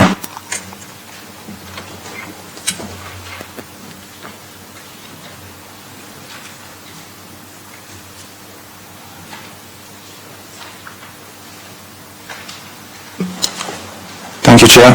Good afternoon, members. What we have before us today is the outline application for construction of a new water treatment building to accommodate the dissolved air flotation plant and associated facilities comprising a sludge holding tank, a new access road to a service delivery yard, underground pipework, chambers and connections, temporary construction, compounds, material storage, parking areas. What's before members today is principles of access, layout, and scale. The application site comprises part of the existing Farlington water treatment works located on the southern slopes of Portsmouth Hill towards the northern end of Gilman Road. The land levels on the site runs from south to north, and vehicle access is from Gilman Road, which dissects the sites almost in half. A public right-of-way runs close to the site from Gilman Road to Portsmouth Hill Road, and to the south of the site there are residential properties along Grant Road and Woodfield Avenue. The site itself lies within the east and west of Gilman Road, sites of importance of nature conservation, recognized for its semi-improved calcareous grassland. There is also archaeological potential in the area, and the potential for contamination to exist. There are a number of other protected areas and buildings within 2 kilometers of the site. These include the Farlington Marshes Local Nature Reserve, the Solent Special Protection Areas, Longstone Harbour Site of Special Scientific Interest, the Solent Maritime Special Area of Conservation, Portsdown SSSI, the Fort Pembroke Grade 2 Star Listed Building and Shaded Ancient Monument, the Purvis Grave Longborough, and Early Medieval Cemetery, which is a shaded ancient monument itself, but lies within Havant Borough. The main development is the new building to accommodate a dissolved area flotation plant, which are from now called DAF. The presentation slide we have in front of us shows the northern entrance from Gilman Road, which shows also the Waterworks Lodge to the left, and then the southern entrance from Gilman Road, and then you have the view on the south photograph looking south towards Gilman Road. Next slide. The next slide shows the existing vehicle area next to the basin, and the Waterworks Lodge, which I referred to previously, is seen to the north of it. And that is shown to the northeast photograph. The northwest photograph. The northeast photograph shows looking southeast from the vehicle parking area, showing the edge of the basin. This basin is where the DAF plant itself would be located. The southwest photograph shows the existing concrete basin, which is probably about 2 meters deep and extends for probably about over 40 meters in length. The southeast photograph shows the existing buildings to the east of the basin and other buildings further afield. This photograph shows the construction storage, which referred to in the description of development there, and also shows the service yard and the sludge tank and new access road that is being proposed.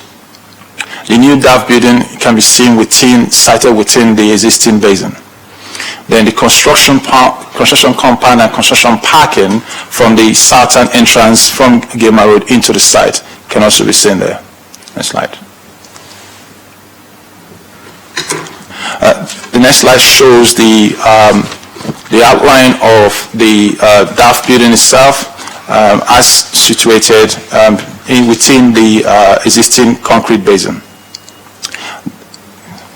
Can you go back to that slide, please? Thank you. The scale of the DAF building itself shows it to be 43 meters in length and about 30 meters in width and about 12 meters in height. Next slide. This slide shows the levels that I referred to in my earlier presentation, and one could see the existing basin and its depth there, and the relatively flat surface, which is of the grassland, and then suddenly slopes towards south on the green veg towards the existing housing on Woodfield Avenue. The lodge within the site premises can be seen there, that outline of it can be seen, and the rest of the grassland as it rises to the north.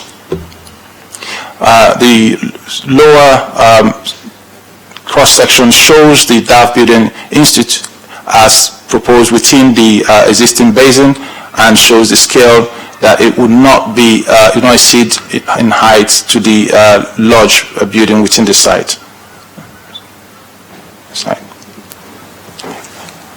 This slide shows the cross-section continuing from east to west of the site itself, showing the existing basin, the laydown area and existing planned buildings as it is, and the DAF building in the lower cross-section drawing, showing that as the outline and the scale of it. Next slide. These are 3D visuals showing from views from a further field from the site. You have the topmost visual showing east to west view, and showing the DAF building, the existing housing on Woodfield Avenue, and the existing planned buildings, showing the scale of them and relative to the different changes in ground levels or land levels. And the midpoint shows the north to south view, again showing the existing housing on Woodfield Avenue, and again the changes in levels as you look down towards the DAF building itself from the north. And then from Gilman Road, we see the Waterworks Lodge, the scale of it, and looking at the existing plants and the DAF building. Next slide.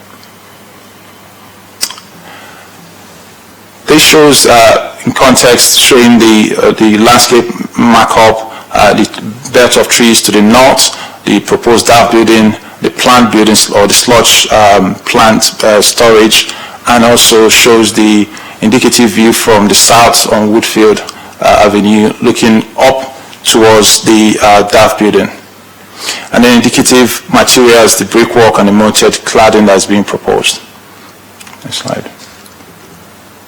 And these are further views from showing in context without putting them,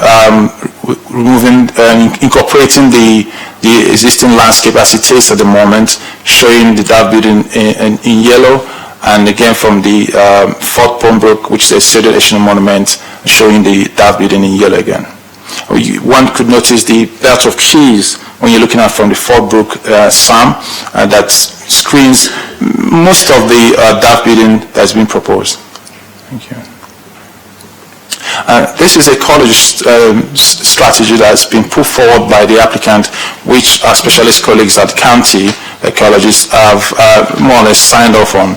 They are satisfied that it does bring benefits with considering the encroachment into the sink, that the enhancement or translocation of grassland to species poor area within the sink is acceptable. Next slide.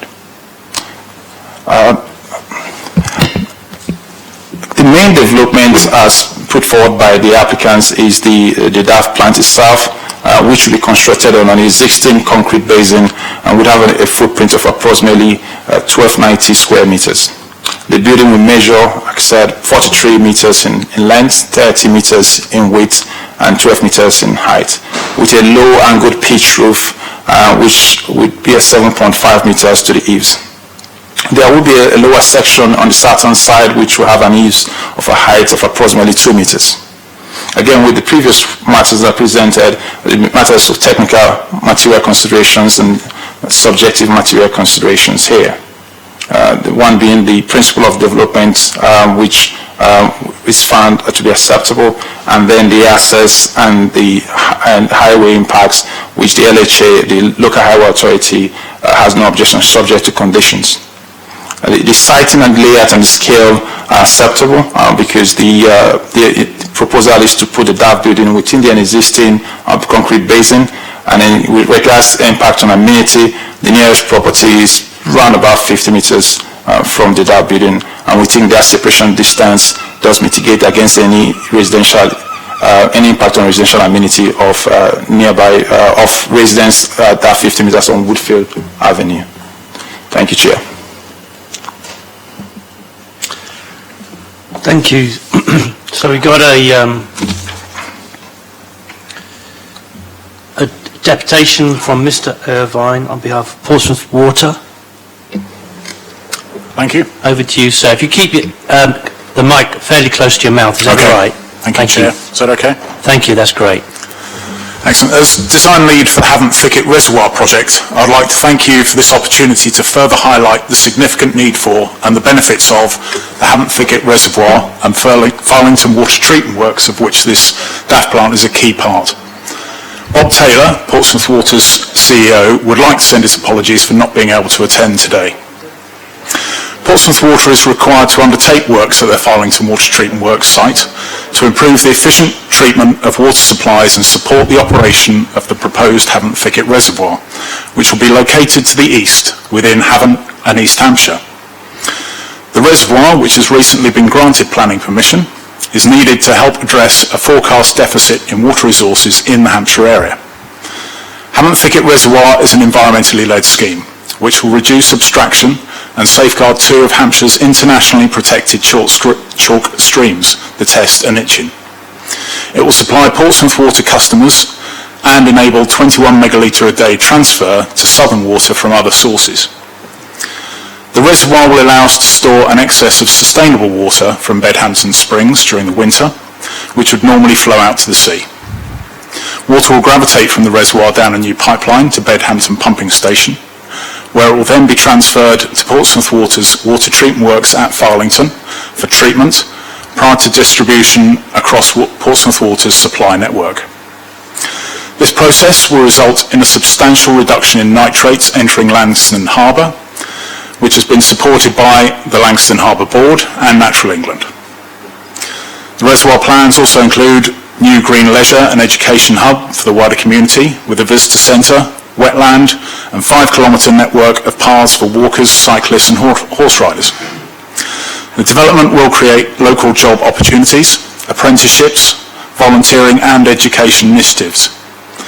Portsmouth Water will also be donating over 80 trees from the reservoir site to HMS Victory. The proposed water treatment equipment comprises a dissolved air flotation plant, which will be totally enclosed in a new building on the Farlington site. The new building will be located within an existing disused open basin, situated below ground, which was previously part of the water treatment process. We have deliberately done this because it reuses an existing space, and this will result in a significant proportion of the building being below the surrounding ground level, thereby mitigating the visual impact.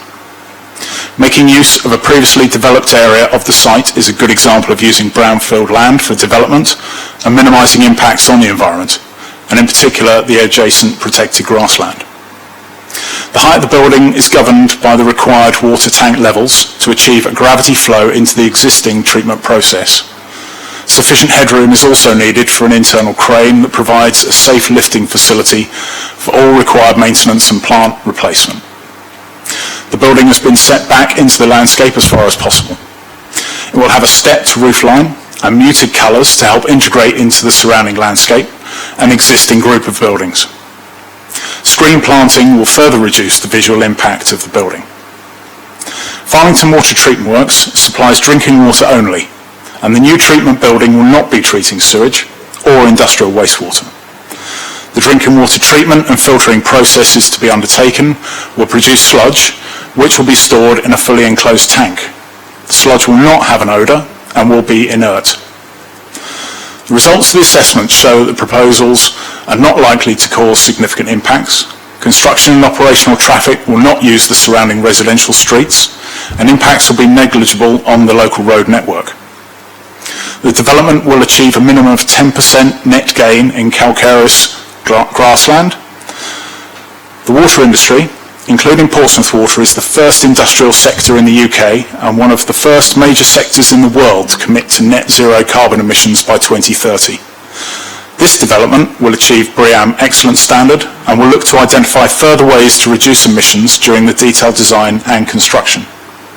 A construction management plan will be developed at the detailed design stage and will include agreed mitigation to minimise the construction impacts on local residents. In July last year, we consulted local residents and sought their feedback on our proposals. The majority of respondents expressed support for the proposed plans. We have worked with the consultees to address the questions raised and confirm the details to be submitted at detailed design stage. Portsmouth Water will continue to liaise with neighbouring residents as part of the Reserved Matters application process and during the construction to ensure impacts are minimised. Portsmouth Water has a strong history of involving local communities and community-based organisations in all they do as a local water company. And local people have certainly played a key role in shaping our plans for this scheme. The Planning Officer's report demonstrates that all the technical issues associated with the proposed development have been addressed to the satisfaction of the relevant officers for the Council and the statutory consultees. On behalf of the applicant, we respectfully request that the committee supports the proposals today to secure these essential water treatment facilities which will safeguard future water supply in the area. Thank you. Yep, thank you very much indeed. Members, any questions? Chair, before you go on, I think a member of the IT team's arrived to have a look at the IT. They have indeed. With your permission, can he go and do his thing? Is it going to take long? Yeah, go round the room. So this is a member of the IT team. Is it Aaron or... Chris. Sorry? Chris. Tim. Anyway, he's going to be wandering about. Take no notice of him. Okay. Right, so there we are. Any questions, members? Councillor Stagg.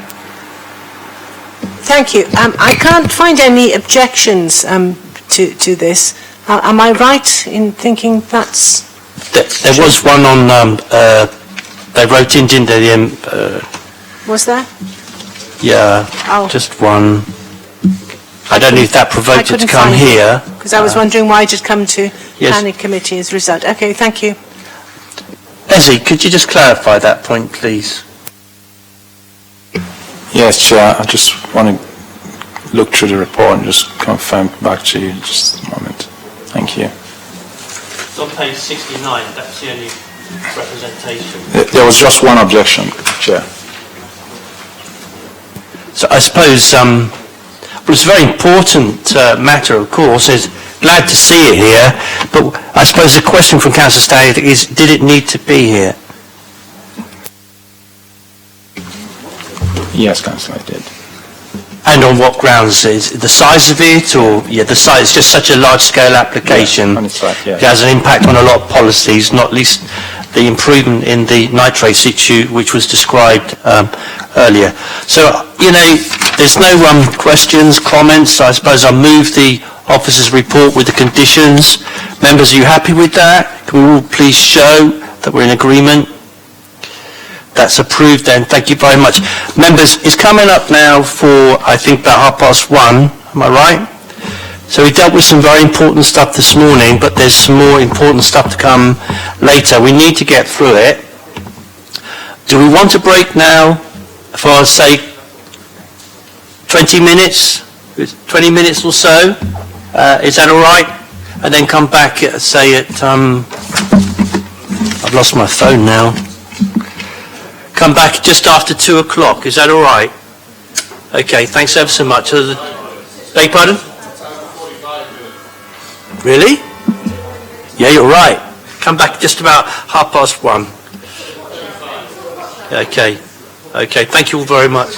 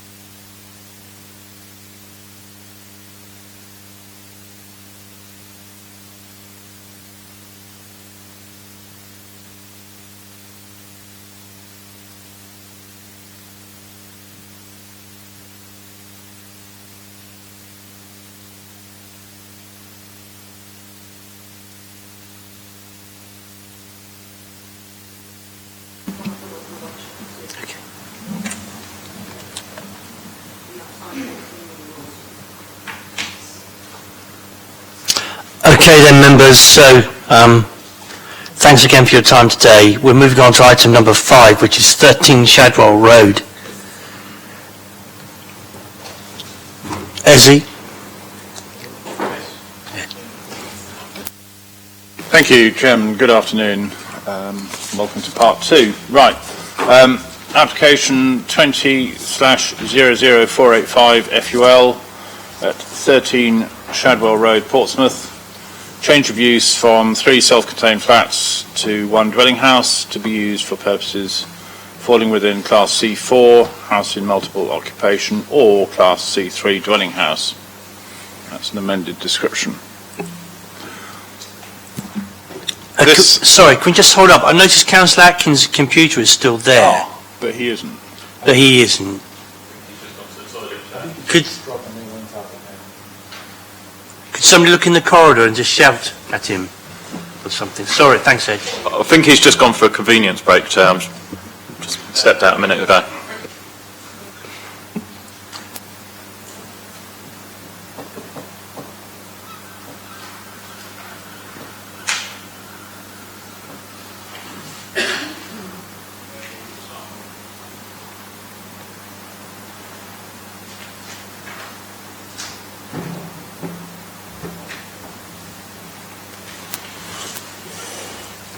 Okay, well, I'm sure you won't mind if we get on. Sorry, carry on, Ed. Okay. Thank you, Chairman.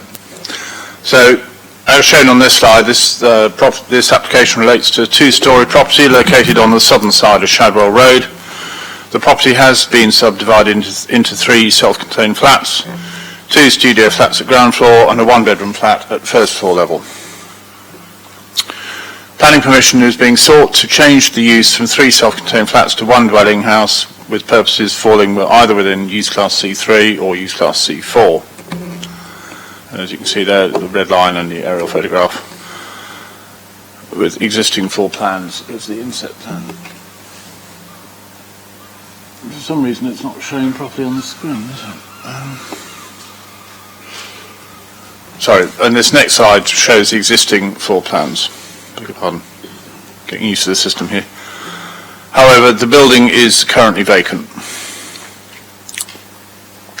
The internal accommodation would comprise the following. At ground floor, a bedroom with ensuite, a WC, a study and a communal living area. At first floor, 3 bedrooms, all with en-suites. Sorry, just bear with me.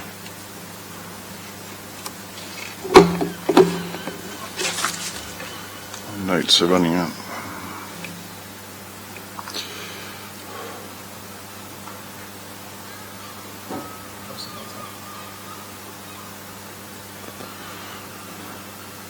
Right. The proposal consists of a 4-bedroom HMO. However, in planning terms, as a C4 use would allow occupation for up to 6 individuals, and the room sizes have been assessed against the space standards for a 6-person HMO.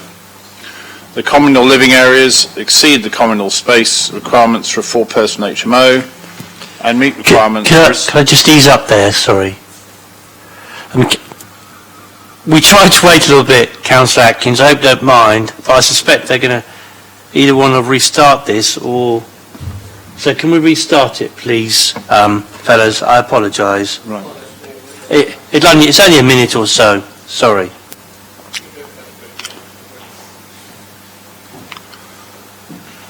Okay, Chair, thank you.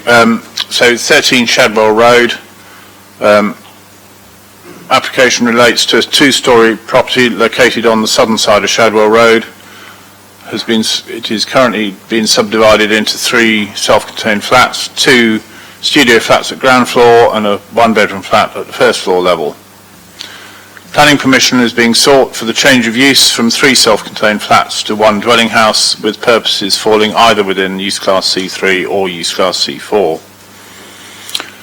The building is currently vacant, and those are the existing floor plans.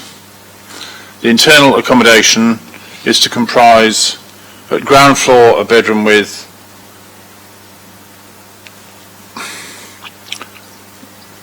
an ensuite, a WC, a study and a communal living area. Let's get back to my notes. The proposal consists of a 4-bedroom HMO. However, in planning terms, as a C4 use would allow occupation for up to 6 individuals, the room sizes have been assessed against the space standards for a 6-person HMO. The communal living areas exceed the communal space requirements for a 4-person HMO and meet the requirements for a 6-person HMO. In addition, all of the bedrooms are above the minimum space requirement and are above the additional standard of 10 square metres as defined within the standards for houses in multiple occupation guidance document. Based on information held by the City Council, there are no other confirmed HMOs within a 50-metre radius of the application site. Within this 50-metre radius, including the application site, there are 80 properties. This number takes into account any properties which have been subdivided into flats. The addition of the proposal would result in 1.25% HMO. However, the LPA has received an application relating to number 15 Shadwell Road, next on the agenda, which is proposing C3, C4 use, and should the application number 15 be approved, it would increase the percentage of HMOs within a 50-metre radius to 2.5%, and therefore still within the 10% threshold. In addition, the proposed development would not result in 3 or more Class C4 HMOs being adjacent to each other, nor would it result in any residential property in Class C3 use being sandwiched between 2 HMOs. In terms of neighbour amenity, the proposal would result in the existing 3 self-contained flats being converted into one dwelling house, which would be used for purposes falling within C3 or C4. It is therefore considered the intensity of the use of the property would not be significantly altered by the proposal, as the proposed use would accommodate a similar number of occupants. In terms of parking requirement for the existing building, which is 3 spaces, and the parking requirement for a 4-bed C3 dwelling or C4 HMO is 2. Given that the proposed parking requirement is less than existing, it is not considered that an objection on lack of parking could be sustained. The Council's adopted parking standards set out a requirement for C4 HMOs with 4 or more bedrooms to provide at least storage for at least 4 bicycles. The property has a front and rear garden where secure cycle storage could be located, and this requirement can be secured by condition. Having regard to all material considerations and representations, it is concluded that the proposed change of use is acceptable and would be in accordance with the relevant policies of the Portsmouth Plan and the objectives of the NPPF, and therefore the officer recommendation is conditional permission. Thank you.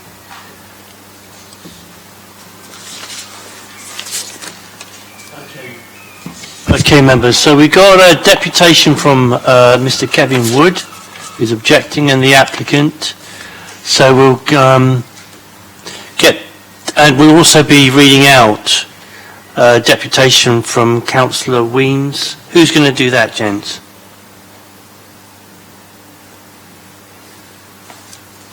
He emailed it in. I can do it if you like. Members have got that in front of them, Chair, so I assume that they've noted it. Okay, I assured him that it would be read out, because he gave up his space about coming here today. I can. So you can do it, I can do it, anyone can do it. I can read that one out. Where's that one? Where's the copy? I haven't got that copy. Hang on. Yeah.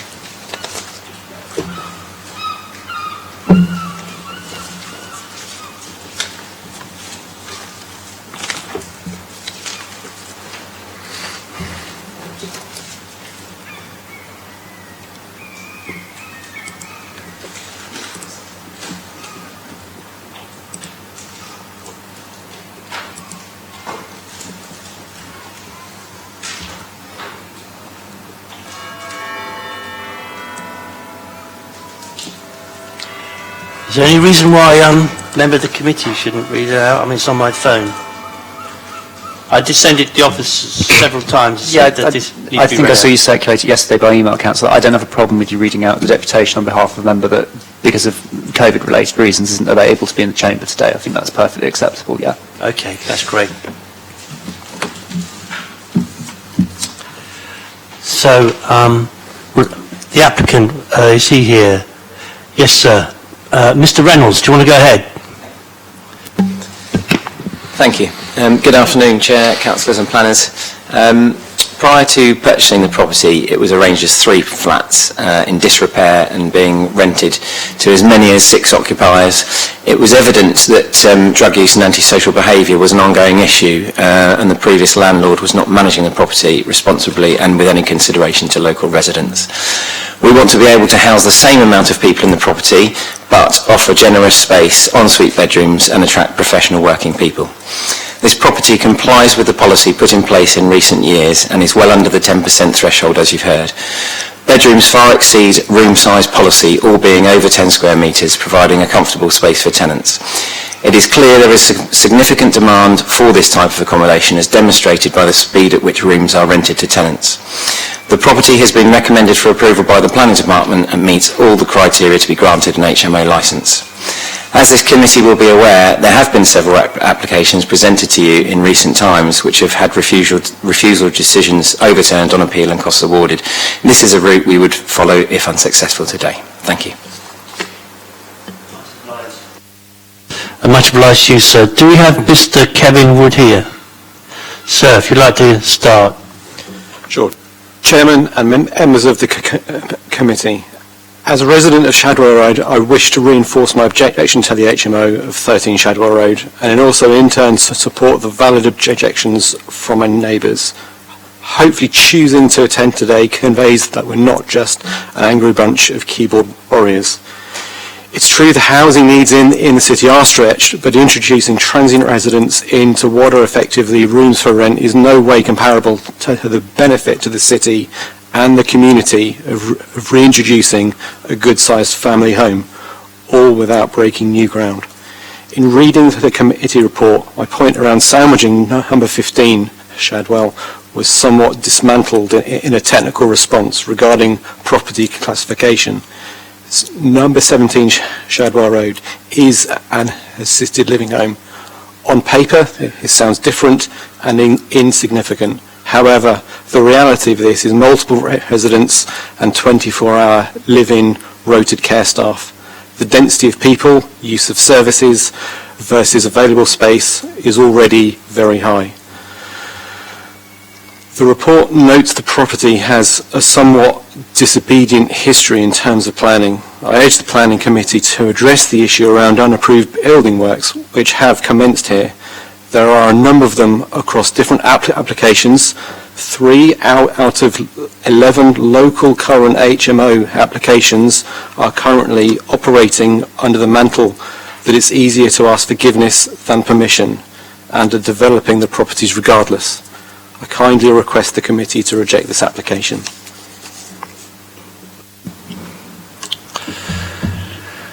Thank you, Mr. Wood. And this is from Councillor Daniel Weems, who's a ward councillor, newly elected. He wrote in to say, with regards to, and I'll read this out, with regards to 13 and 15 Shadwell Road, the objections speak for themselves. Yes, the threshold of 10% within a 50-metre radius has not been breached. However, the fact that both properties are in such close proximity to one another should exemplify the lack of oversight given to the conditional approval of these applications. Shadwell Road is not a large road in terms of width. Any conversion of the properties will have a negative effect on all who live close by. Not to mention the fact, after the works are complete, the strain of parking provision will be exacerbated, noise pollution will increase, and residents will suffer. I hope this gives a clear picture of my objections to these applications. Members, any questions on this? Councillor Atkins? It's an unusual application to convert 3 flats back into an HMO. It almost feels like a little bit of a retrograde step in terms of a loss of accommodation. Is there a way in which it could be seen in that sense, and is that in any way a planning consideration, or is that not relevant? I just felt like 3 flats is actually better accommodation than a house in multiple occupation.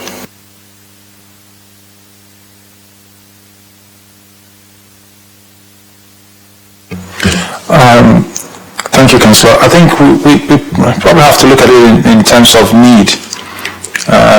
Is there a need for the flats, and what need do we have of the HMOs? I think that's one could look at it in that angle. What is presented before us is change of use, basically, and we're looking at it in those terms. And I think it satisfies our SPD and our policies and that we set out there. And I think going forward to look for additional reasons to probably object to it wouldn't be the route I would take. This is the application that's in front of us that we are looking at the moment, and it just satisfies all our policies. Just to follow up, I mean, you say in terms of need, I mean, that was kind of my point, that actually in the north of the city, starter properties, small flats are actually quite in demand. Are they not? Do you have evidence to suggest that HMOs are more in demand, or HMO spaces are a greater need than flats? I don't have that information at my disposal. What come to my attention is that the flats in question were actually substandard in terms of the floor areas. So actually there's not any loss there if one was to look at it technically. What we then have is a flexible accommodation being provided, which provides generous floor areas or generous room sizes for the occupants of that HMO.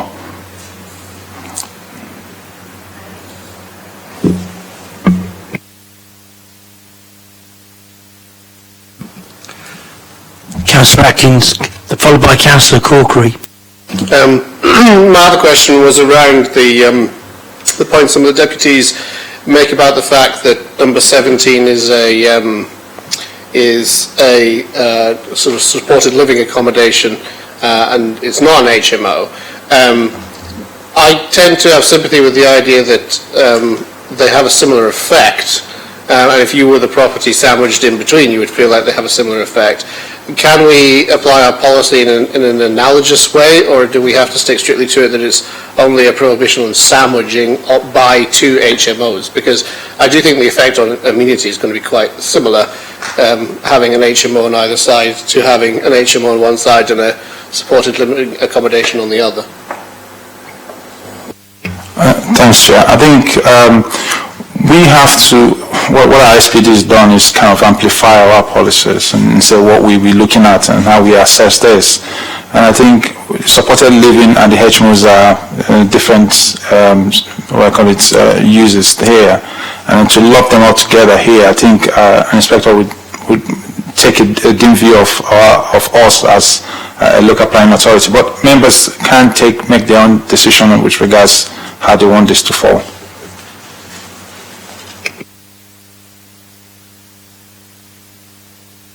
So can I ask you, are you saying, Izzy, that there's a possibility that this application will create a sandwich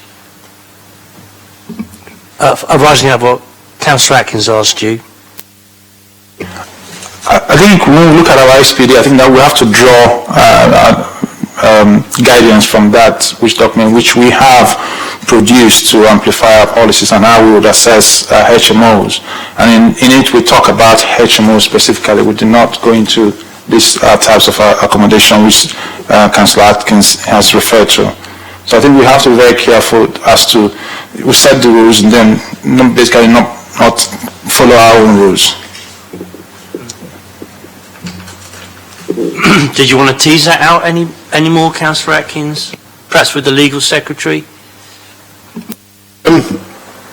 Well, I mean, I suppose the point I'm making was the amenity point. So I understand that the decision we have to make is really on the material grounds.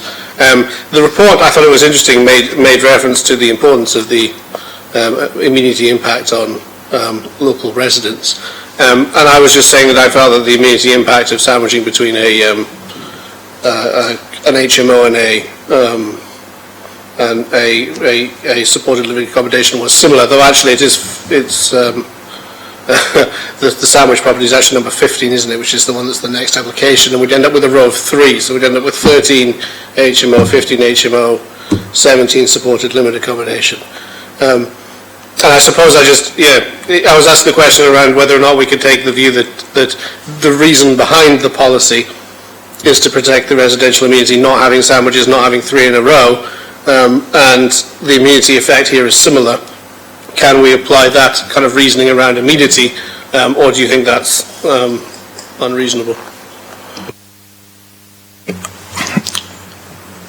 If I was to look at supported living, I would presume that there would be some management janitor, someone that would be on site looking after the occupants, residents there, and then one then has to assess what would be the level of the amenity impact that will result from that property itself, the use, and then one look at the HMOs where there's no management on site. It will be people coming and going as they so desire, and that would have its own amenity issue. So if one was to weigh on this scale of 1 to 10, I would not factor in the supported living as having any significant amenity issues. So I would look at HMOs as we've put forward in our SPD and give that due weight.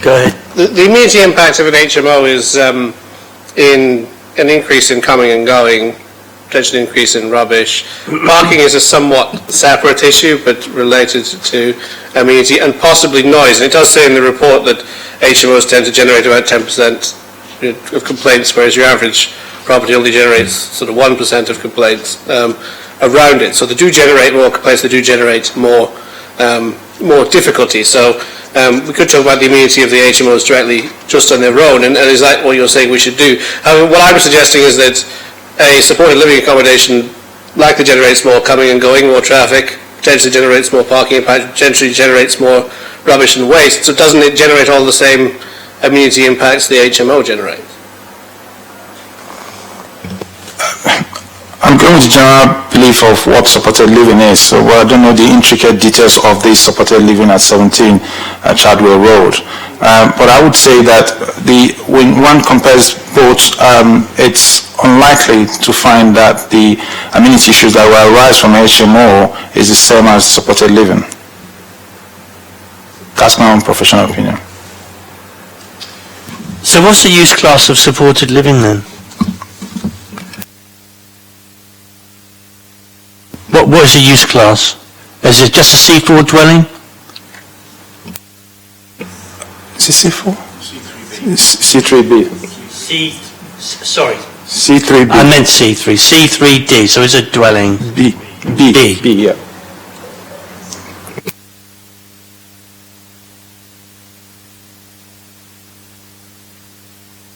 So we won't be coming up against 3 HMOs in a row. Anything else, Councillor Atkins? Anybody else got any questions? Councillor Corkery. Sorry, Carol. Thank you, Chair. I'm interested in the layout of the property. So clearly the floor plans show 6 bedrooms in addition to a communal space, and then also a study.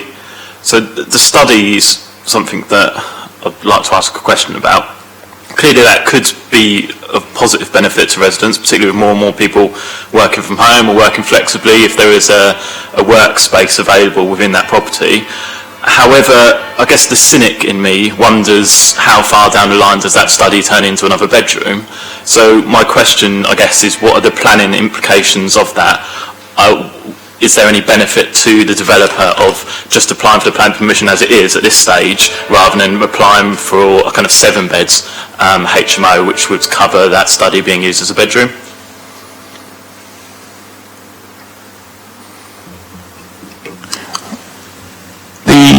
Well, members to approve this would be in accordance with the plans that were submitted. And so were they to do anything outside of that, that would mean that they've voided or they've been in breach of planning or planning conditions, as the case might be. And also think that when separately from planning, I think when they go for their licensing, they need to show cause. They need to show that these spaces do exist, and for them to be able to continue to have their license, their HMO license. So I think, and again, I think in a market, in this separate from planning, in markets such as this, where there's a lot of HMOs, I think landlords who are encouraged, or landlords are motivated to make sure that they have their HMO is a lot more conducive and comfortable than others, to encourage, make sure that they have the same tenants on and on going forward. So there's a lot of benefits for them to comply with this demerits and these disadvantages not following what they've put before members today. If they wanted to change and increase the number of bedrooms, they would need to come in an additional application, put an application to us. Thank you. Yeah, I appreciate that. I guess to be more precise in my question, the question would be, if this application today was for a 7-bed HMO, would the advice be still to approve it, or would there be any grounds then for approval not being given? I know it's slightly hypothetical, but I'm just thinking forwards in terms of what might happen with the future of the site.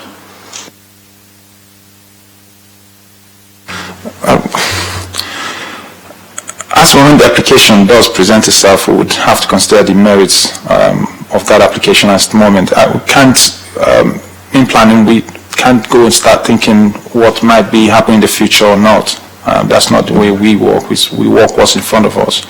And what the applicant has put forward is the number of bedrooms with the shared amenity or recreation leisure spaces inside, and that's what we have to make an assessment on. Okay, fair enough. Thank you. May I ask, I'm going to ask a question. May I ask a question?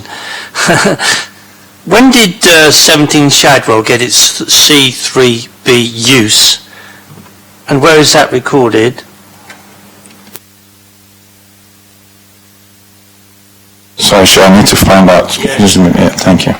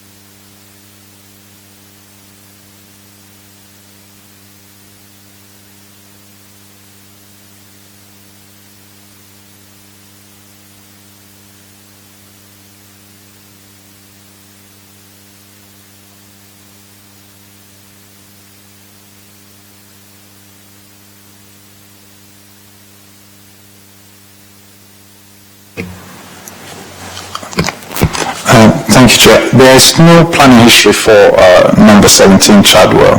And my understanding is that since it's always been in C3 use, the permission is not needed for it to be in class C3B.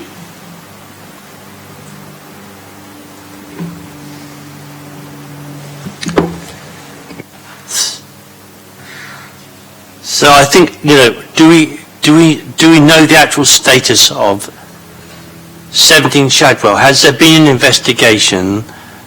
Because we're saying it's in supported living. How do we know it isn't being used as a C4 in any way? Maybe there's no management, because you mentioned you anticipated there would be management, but do we actually know? And where's the information come from? Because I don't want to create 3 HMOs in a row. Understood, Chair. Just one moment. I need to look through the report again.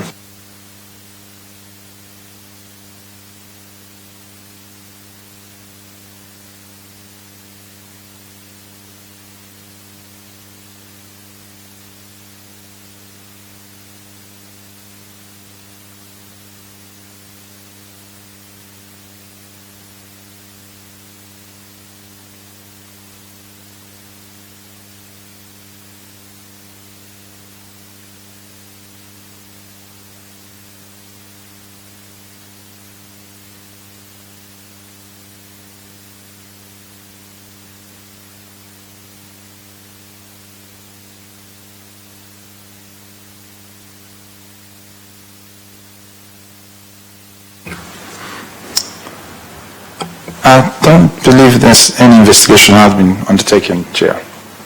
Okay. So if members want to propose a deferral to make sure we establish the status of 17 Shadwell Road,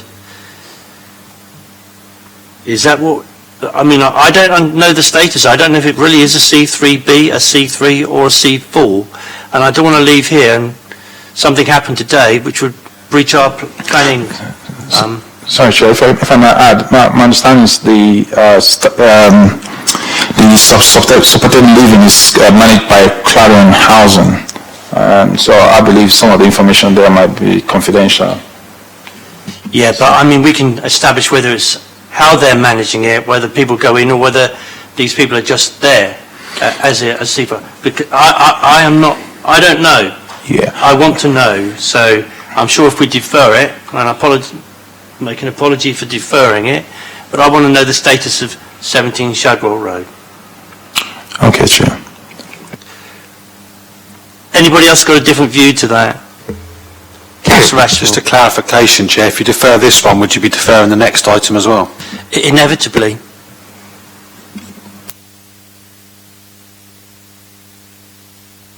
Is everybody okay with that? I'll second the proposal, Chair. Thank you. I'm sorry, sir. Yeah, I have to come back next time. We need to establish what number 17 is. Okay, so members. Sorry, Chair. There's no HMO license for that property. Just if that would help. Yeah, I understand that, but if we didn't know it was an HMO, it wouldn't have a license, would it? So we need to find out, is And we don't have anything on our records, enforcement in terms of investigation for that. Yeah, but I'm sure you can talk to Clarion and they can come back and tell us is people going in and out and being supported, and then we'll actually know. Okay, Chair, thank you. Councillor Atkins. I would suggest that we kind of want to know the number of occupants. Are they, is there a management individual on site, or is it just, does it operate essentially like an HMO, or does it operate in a quite different way or not? Okay then. So Kieran, clearly hand in gloves, we'll do the same with the next one because we're concerned about whether or not we might create 3 HMOs in a row, which would make us look ridiculous as a planning committee, having had a bit of information this morning. It'll probably turn out all right in the end. So can we defer the next one as well? I'm going to be a stickler and say that we will now go to a vote, if that's what you're proposing. Yes, indeed. On deferring this one. I think it is then appropriate to run through the application so it's entered, is opened and put before the committee, and then I'm sure very quickly the matter of whether or not we're creating 3 HMOs in a row would arise, but each is to be taken on its own merits. Indeed, yeah. Okay. So all those members for 13 Shadwell Road who want to defer it to the next rotation, please show. That is unanimous. So we'll move on to number 15 then. 15 Shadwell Road, that is. Ezzy? Thank you, Chair. Edward? Thank you, Chair. Me again. Hold on a second. Get the officer notes kindly provided to me by the case officer.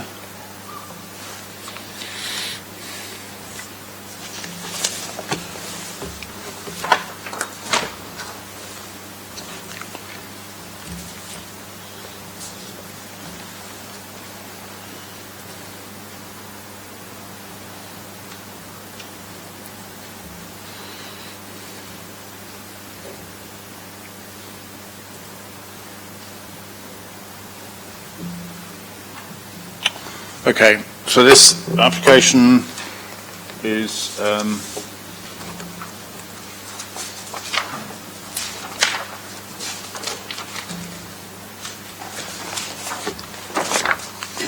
for the change of use from a dwelling house to purposely falling within use class C3 dwelling house and C4 house in multiple occupation. It's a two-storey mid-terrace dwelling located on the southern side of Shadwell Road. The dwelling is set back from the highway with a shallow walled forecourt and to the rear of the dwelling is an enclosed garden backing onto the properties facing Oriel Road, as shown on the slide in front of you. That's the front of the property, and then the next slide shows the aerial photograph and site plan. Sorry, bear with me.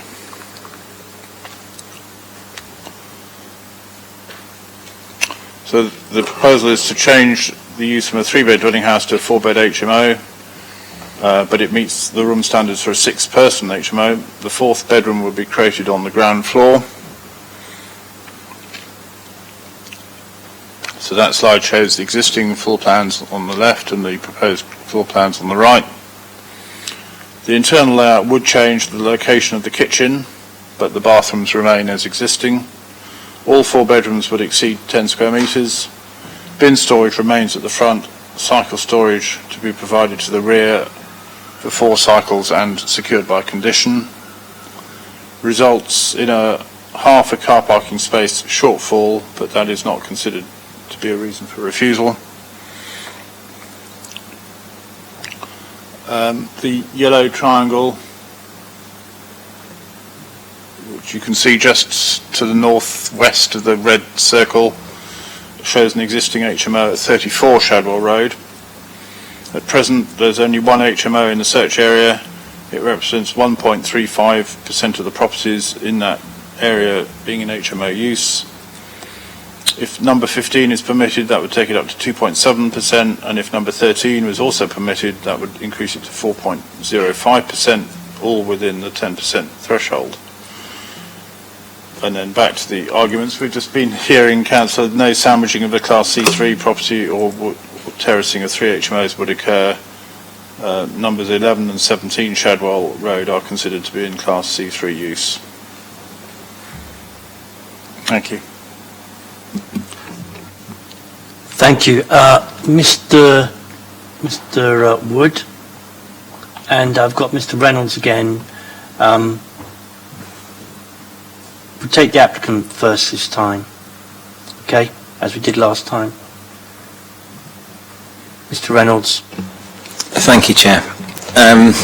Following careful review of the PCC planning policy, the professional advice of our architects was that a conversion of this property to HMO providing 4 large ensuite rooms for professional tenants would be a sensible use of the property.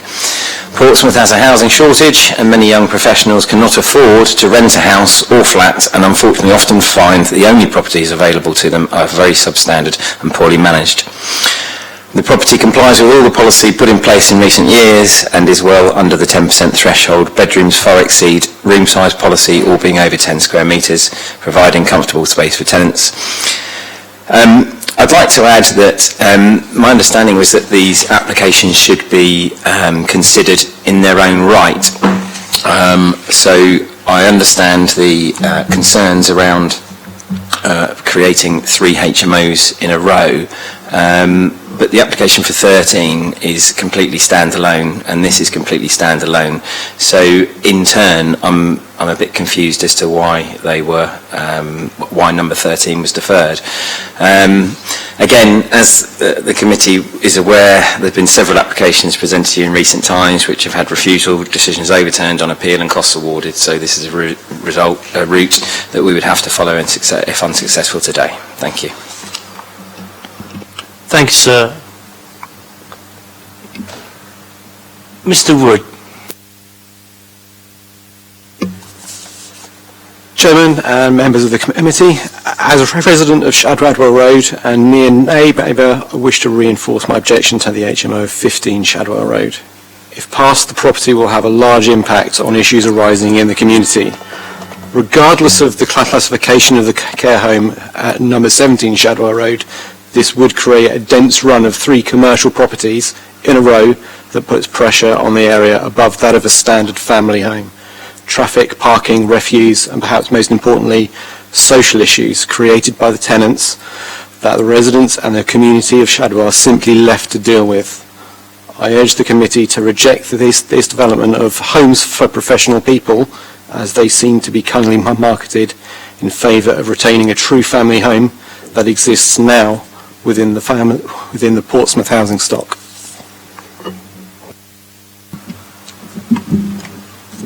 Okay.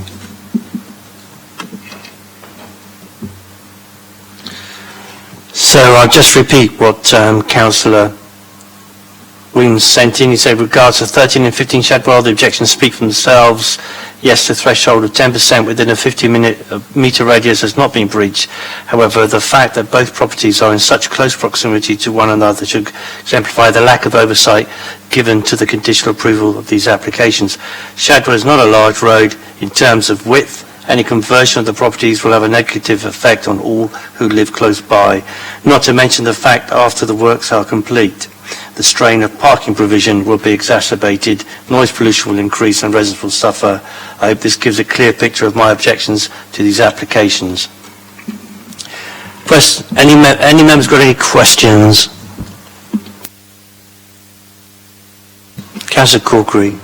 I know we've kind of had a discussion almost on this item, but just a quick question, just for clarification as much as anything, I guess. One of the bedrooms, bedroom 2, is smaller than would be acceptable for use as a double bedroom. If this permission were to be granted, is there anything that would stop it being used as a double bedroom?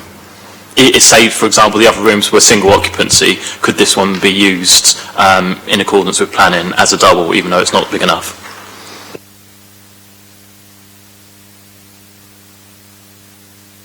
I believe it's been assessed against the standards for a 6-person HMO. Okay, so obviously a 6-person HMO is the total people within the building. What I'm talking about is the breakdown of who's living in what room. So say bedrooms 1, 3 and 4 are double occupancy, single occupancy, sorry. Could bedroom 2 be double, even though it's not technically big enough? But would that still be in accordance with planning? Just out of interest. Just bear with me a second.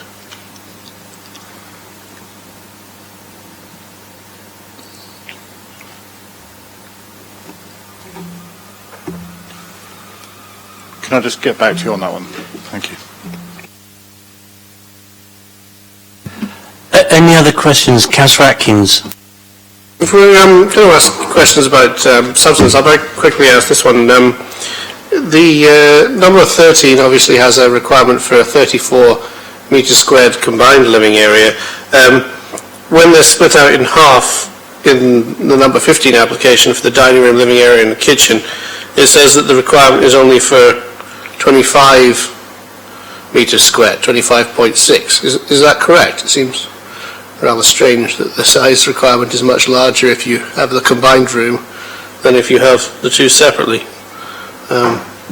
I mean, it may well be the case, but I was just sort of confused by that point. Perhaps explain it. Sorry, Councillor, can you just repeat that again, please? So, the SPD requirement for a combined living area in an HMO is 34 metres squared. That's what's going on in number 13. In number 15, the requirement for a kitchen and dining is only 25 metres square total. And I was asking why there's a difference between... So, paragraph 611 on page 88 for number 15, because the dining room living area is 14.57 and the kitchen is 11.01, and it says that meets the requirement of dining and kitchen area of 25.57 metres.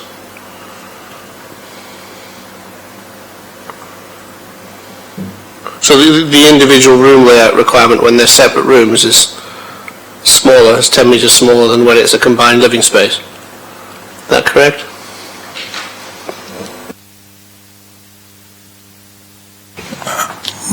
I'm just trying to look through the report. Just one moment, please.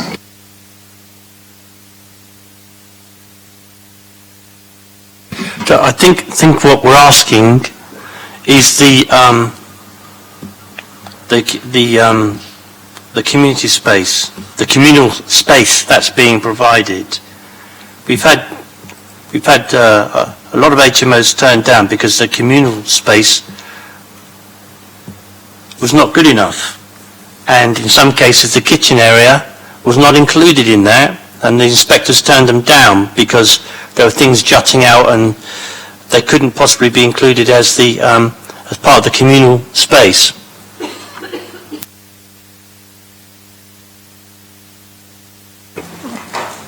I think the difference there might be, this one I need to verify with looking at the SPD. I think the difference might be what constitutes that space. I think you talked about the dining and the kitchen, whereas the other ones had the living room and the kitchen and the dining all together. So I think that could be where there could be a difference, but you just need to... That's really exactly what I was asking. It's just that it appeared that when it was a combined space, the requirement was 34 metres, whereas when it's separate ones, it's 25. And I was just surprised to see that it was different. Yes. But that is the rule, is it? That's what it is, yes.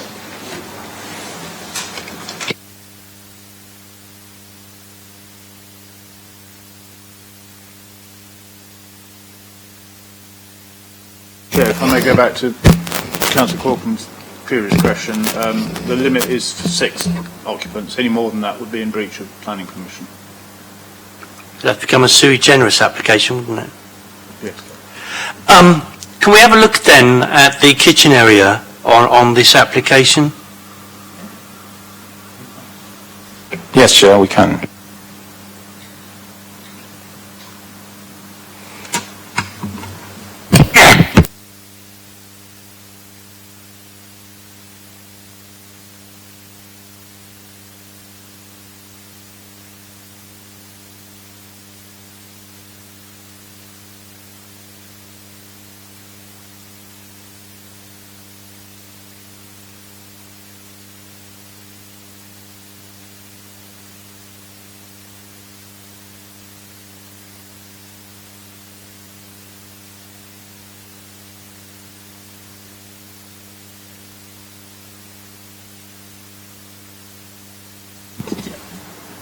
I mean, I've got a very small screen now. I can't see. I can see a table and 4 chairs.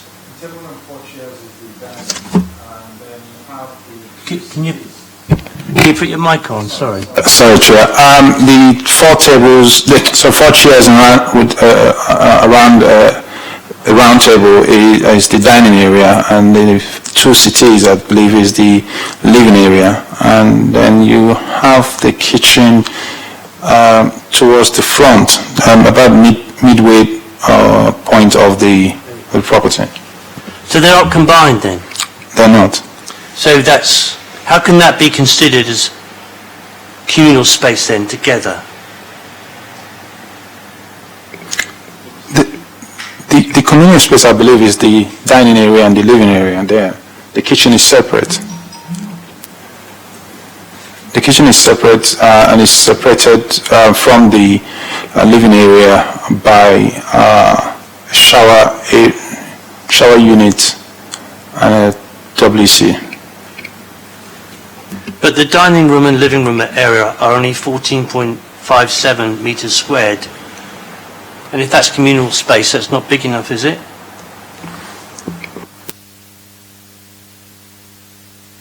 Let me just confirm our standards just a moment. Thank you.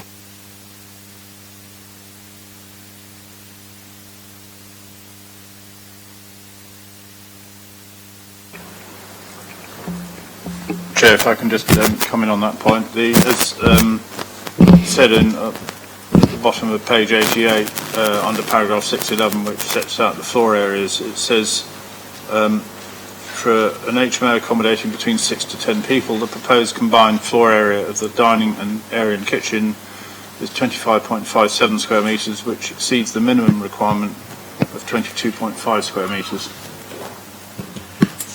I get that, I do, and I've read it and I've seen it. But is this communal space supposed to be together or not? Or you can just add bits in all over the house?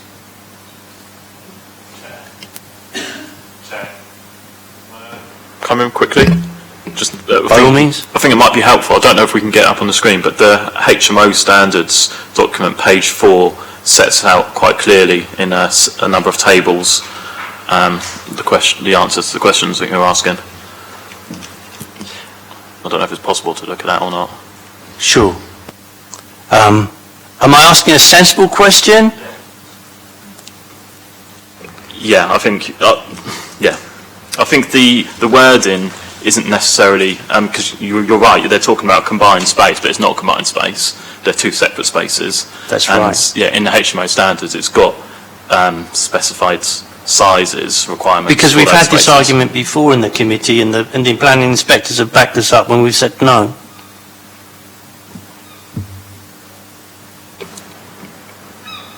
Chair, do you want me to add? Yes. Yeah.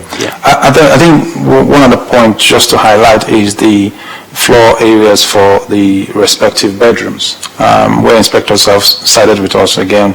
They have sided because the bedroom sizes have been either just meeting the minimum threshold or less. But in this instance, the bedrooms are way and above what is required, what we've stated in our standards. So the reasoning in inspectors' decisions has always been that with people having larger bedrooms, the tendency is for them to spend more time in their bedrooms. Well, I don't know what the committee's recollection, but I'm sure we've had inspectors' decisions which tell us that you shouldn't take into account, or can't always take into account, the fact that somebody's got a bigger bedroom. But hey-ho, what do the committee think?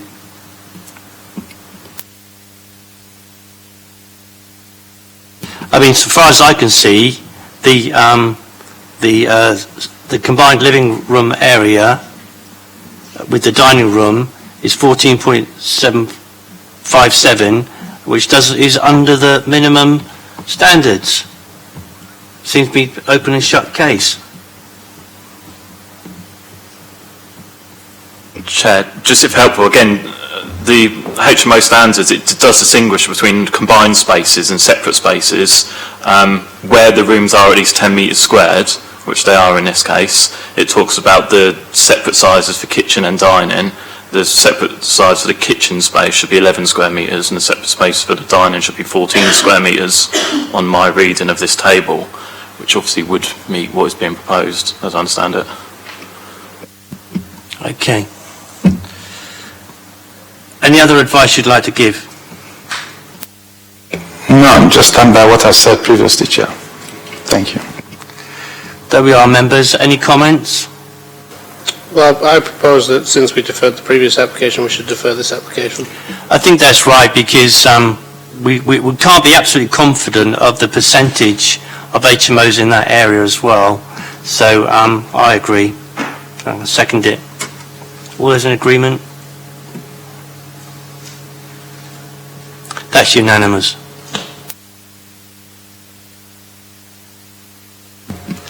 So it's deferred, Kieran, to the next available committee. Yes, you've deferred until information could be provided on the status of 17 Shadwell Road. That's correct, yeah.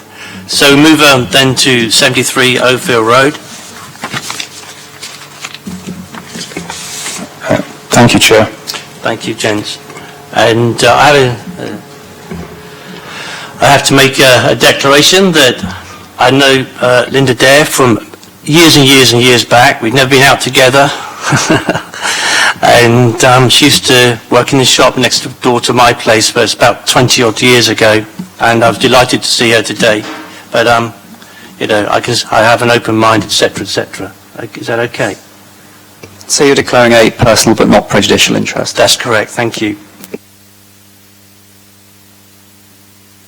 Is it Ed again? Okay. Ezzy.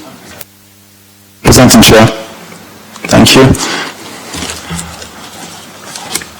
Good afternoon, members. 1773 Oldfield Road.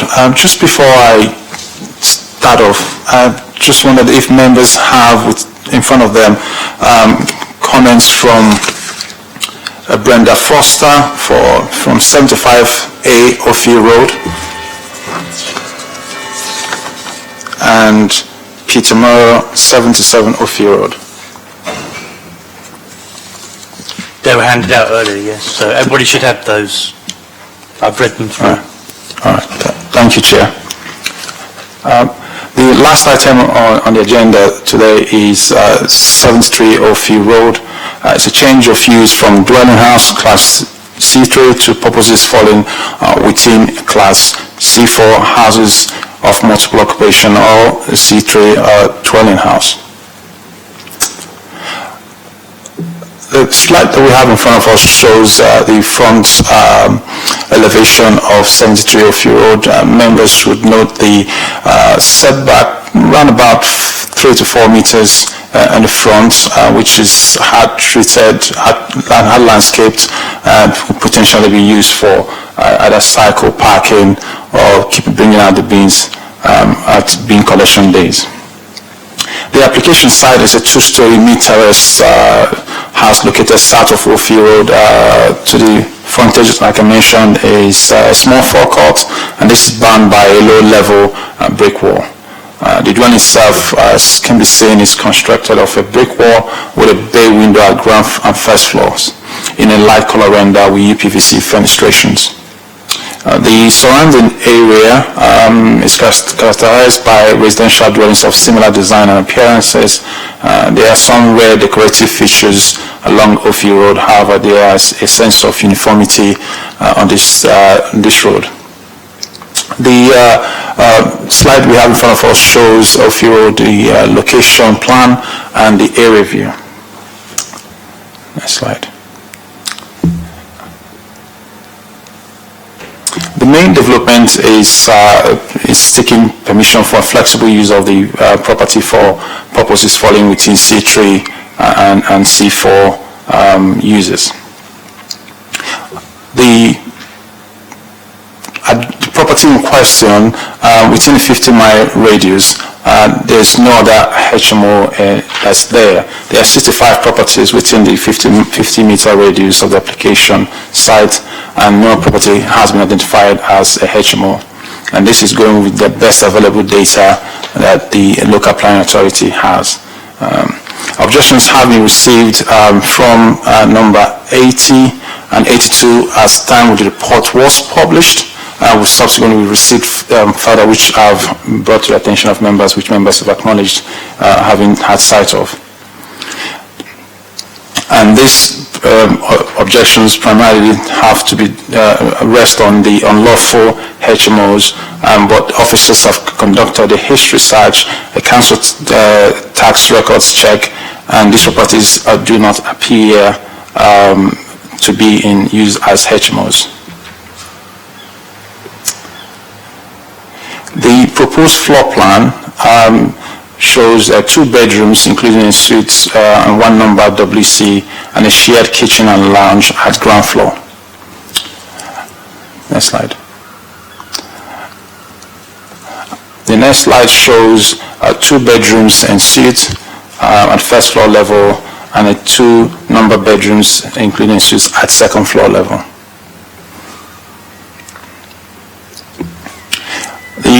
As usual, the technical material considerations in this instance is the principle of use.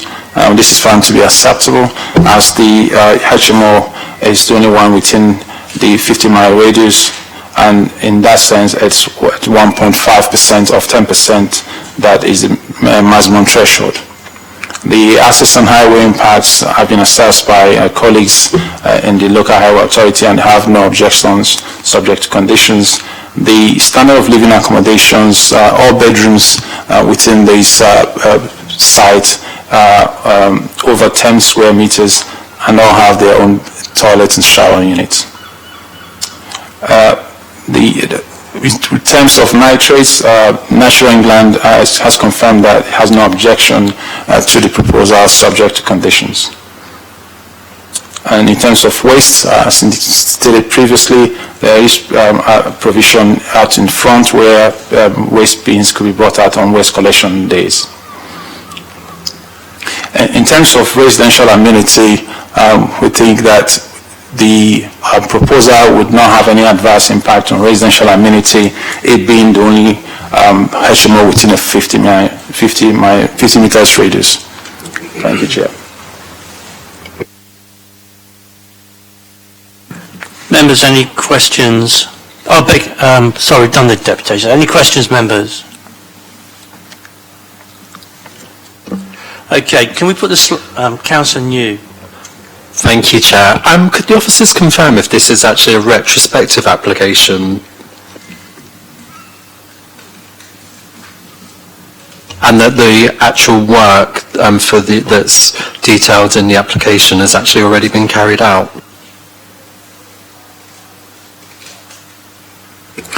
Thank you, Councillor.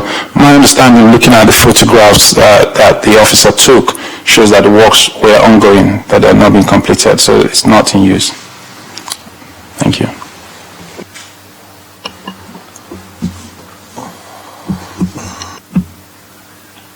Okay, so we've got to go back to the deputies, I beg your pardon. So we've got the applicant,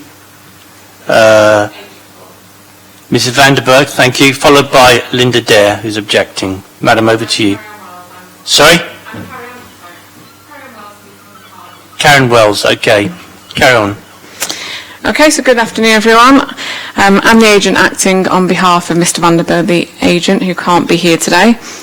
So I just wanted to reiterate, really, this property complies with all the relevant planning policies and complies with also your housing and multiple occupation supplementary planning document. The property provides 24.76 square metres of communal space at ground floor for eating and dining. This is above the 22.5 square metres required when all bedrooms are in excess of 10 square metres, which is clearly the case in this application. Communal areas are well equipped and furnished and designed to encourage a social shared living environment for all of the residents. In response to some of the multiple objections received about residents not wanting houses of multiple occupancy in their streets, I think it's important to remember the 10% HMO density has been put in place by Portsmouth City Council. This ensures mixed and balanced communities remain. The HMO density for 73 Ophir Road is well below this 10% figure and is in fact the only one in the 50-metre radius. There is a clear need for shared housing for young professionals within the area who cannot get on the property ladder. In response to the objections regarding parking, this application will not have a greater demand for parking than that of a large family home. However, Mr. Vanderberg is currently looking at ways to provide his tenants with subsidised public transport in order to encourage the use of public transport and therefore embrace Portsmouth City Council's Green City initiative. My client has invested a great deal of money into the resident renovation of this property and provides a high standard of accommodation. Although this is not a requirement by planning or building regulations, all his party walls are soundproof to provide as minimum disruption to the neighbouring residents as he possibly can. The property will be managed professionally and repeated disturbances are not tolerated. Any complaints are quickly dealt with efficiently, and it's not in the applicant's interest to ensure the property has it is in the applicant's interest to ensure the property has respectful tenants. So in conclusion, I think this committee should be looking to encourage high quality conversions. This only drives up standards of other HMOs in the area, and I've seen many that are run down, vulnerable people's society living in them. This applicant is looking to provide quality accommodation for his residents. If this application is reviewed today, it's just going to cost more time, money for the planning committee, for the applicant, take it to the inspectorate, which will also waste valuable time and resource. With the utmost respect, I urge you to agree with the plan officer who has carefully considered this application and recommended this for approval today, as it complies with all the relevant policies and size standards. Thank you for listening. Great, thank you. Mrs. Dare. Good afternoon, Chair and Committee. I do understand the need for housing for single people within the city. However, having previously worked in a letting agency, I know that the 6 occupants will probably turn into 12 on a few evenings a week. And the property has 9-inch walls, and when the previous occupant lived there, sadly she died, I could hear her television, I could hear her telephone, I could hear her telephone conversations. I didn't mind that. She was in her 90s and often retired at 8:30 or 9 o'clock in the evening. However, since the builders have been there, I can hear everything they say, every conversation, every swear word. Loss of privacy, there's a huge dormer at the top. Loss of light where the kitchen extension's out, now it's going to be above my garden wall. But it's not just about me, it's about other people in the road, the 50-odd people that have also objected. It's a family road, it's a nice cohesive family environment, and I don't think single people are going to want to integrate into the community and provide any assistance to our elderly residents. Parking, well, you're not considering parking. The HMOs across the road that the council seemed to deny, 80 and 82, I've lived in the property for just on 11 years now, and number 80 is owned by a Sicilian chap and his wife, and they also own 82. They have foreign language students throughout the whole year, and on at least one occasion I've counted 19 or 20 people coming out of either 80 or 82. That causes a lot of upset in the evenings when they decide to make phone calls home to their families in their own language at 2 and 3 in the morning. So there is something going on at 1882. I know they're not registered HMOs, but they're full of a lot of people, at least 20 in the 2 houses, plus the family. I don't really think I've got anything else to say, really. I hope that they don't cut the cherry tree down as an avid bird watcher. There's a cherry tree in the garden, and I'm quite fond of that. I can't see that the bike shed in the back garden could be effectively used, because it would mean coming through the front door, down the hallway, a dog leg, through the kitchen, which is very narrow, into the communal area, out the side door, and then down into the garden. With respect, I think that's an awful lot of palaver just to use your bike. And the shed, the bins will have to stay at the front anyway, because there is no provision for them at the back. Thank you. Thank you very much indeed. So, could we please put back up on the screen the plans for the ground floor and have a quick look at the photograph of the kitchen again, please?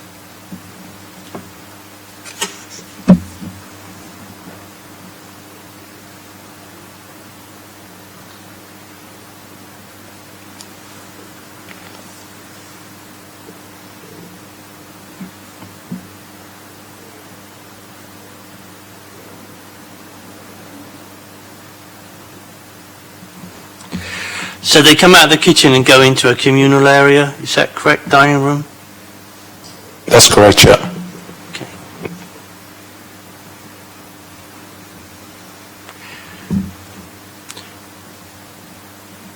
Tell me, any idea how much the kitchen floor space is?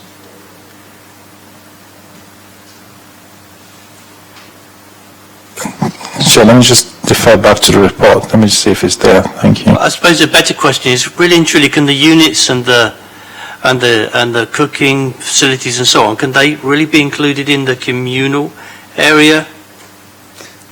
I mean, to me, a communal area is where people sit down, they relax and so on. You haven't got somebody cooking right behind you or something like that. I'm not saying it's wrong. It just seems to me that if you put the whole of the kitchen floor space in, you're kind of cheating. Not you personally, but... Thanks, Chair. I think it is what it is. It's a galley kitchen. People walk through. Some will be cooking. Most times people will cook, depending on what they're cooking, they will stand and cook. Some will just put it on and go and sit down somewhere. In planning terms, can't quibble with it. Could it be better? Yes. Is there any significant issues with what's been proposed? No, because it clearly marks out the lounge and the kitchen area.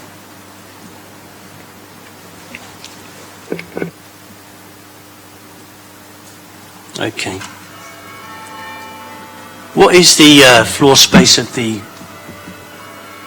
so kitchen come dining thing, the bigger area, what is its total floor space?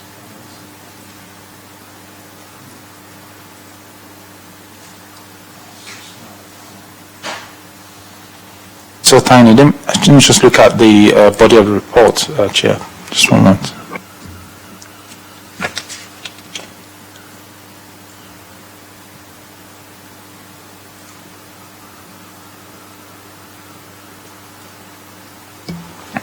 So what we have for the kitchen and lounge is 24.8 square meters. Yeah, I know that. What is without the kitchen in there?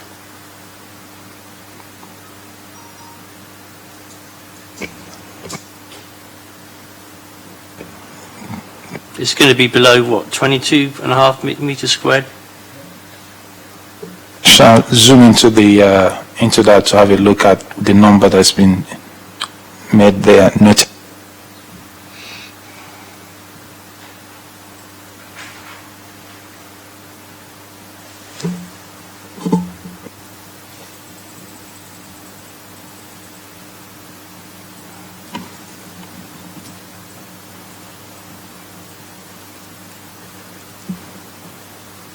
Sorry, Chair, the best I can do is a guess estimate. Is what? The best I can do is a guess. Yes. Probably just under 10 square meters, I would have thought. For the kitchen? Yes, Chair. So if you remove say for argument's sake, you remove the kitchen out of this, you come down to 14.8 meters squared for the communal area. That's my guess estimate, yes, Yeah. yeah. Should we really be including the kitchen in these communal areas? Is that correct? Is that right? I believe that's what our SPD says. Okay. Councillor Corkery, then Councillor Atkins. Thank you, Chair. Yeah, just following up on that point, I guess. Looking at the HMO standards, it talks to a need for communal areas to be laid out in a way that is safe and usable. And going back to the layout of the kitchen, I have a number of concerns about that. So I guess my question is, are the officers reassured that that space is safe and usable, bearing in mind, for example, someone that is stood at the cooker cooking something that requires them to be there, it would make it very difficult for someone else to get past them to use the communal space. And also bearing in mind the location of the cooker, my understanding is that HMO standards talk about it being away from a door, where it is in fact directly next to a door. Thanks, Councillor. The location of the cooker can be moved. I wouldn't give that too much weight if members were asking for a reason for refusal. I wouldn't put too much weight on that, because that is easily rearranged. It's not a fixed feature. It's just a schematic showing where this possibly could go. So just for the members' sake, so they can hear us talking, but could you put the kitchen plans back up on the ground floor plans back up on the screen? And we need to look at the picture of the kitchen as well. Could we look at that briefly, please, Ed?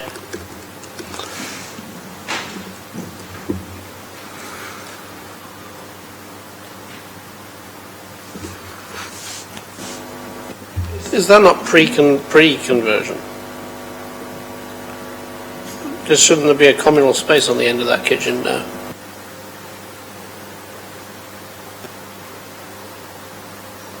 Looks like a kitchen at the end of the building, which is pre-conversion, right? They've already done it. This should be a...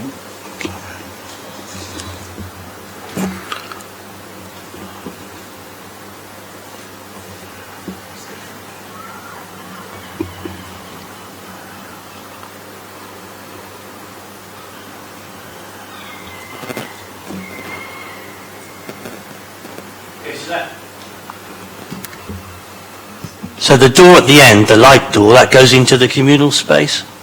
Or the other way around? No, Chair. Councillor Atwell is correct. The photographs we're looking at is the photograph of the existing. It's not of that which is being converted at the moment. Because so that's an extension that's being added to create a communal space. The extension is being added to the existing kitchen, where that's been knocked down. That's a different, went through prior approval for the rear extension. Just looking at the proposed kitchen, that's different from the photographs that we just saw now. Okay. Yeah. So we've got to walk through the kitchen area where people are cooking, maybe 6 people cooking all the time, to get to the communal space. I think we've had this argument before in this committee. Anyway, good. We'll start with Councillor Smith this time, if that's all right. Thank you, Chair. It's just a point that we're looking at different scales as well there, just to make that point. So. Okay, thank you. Councillor New.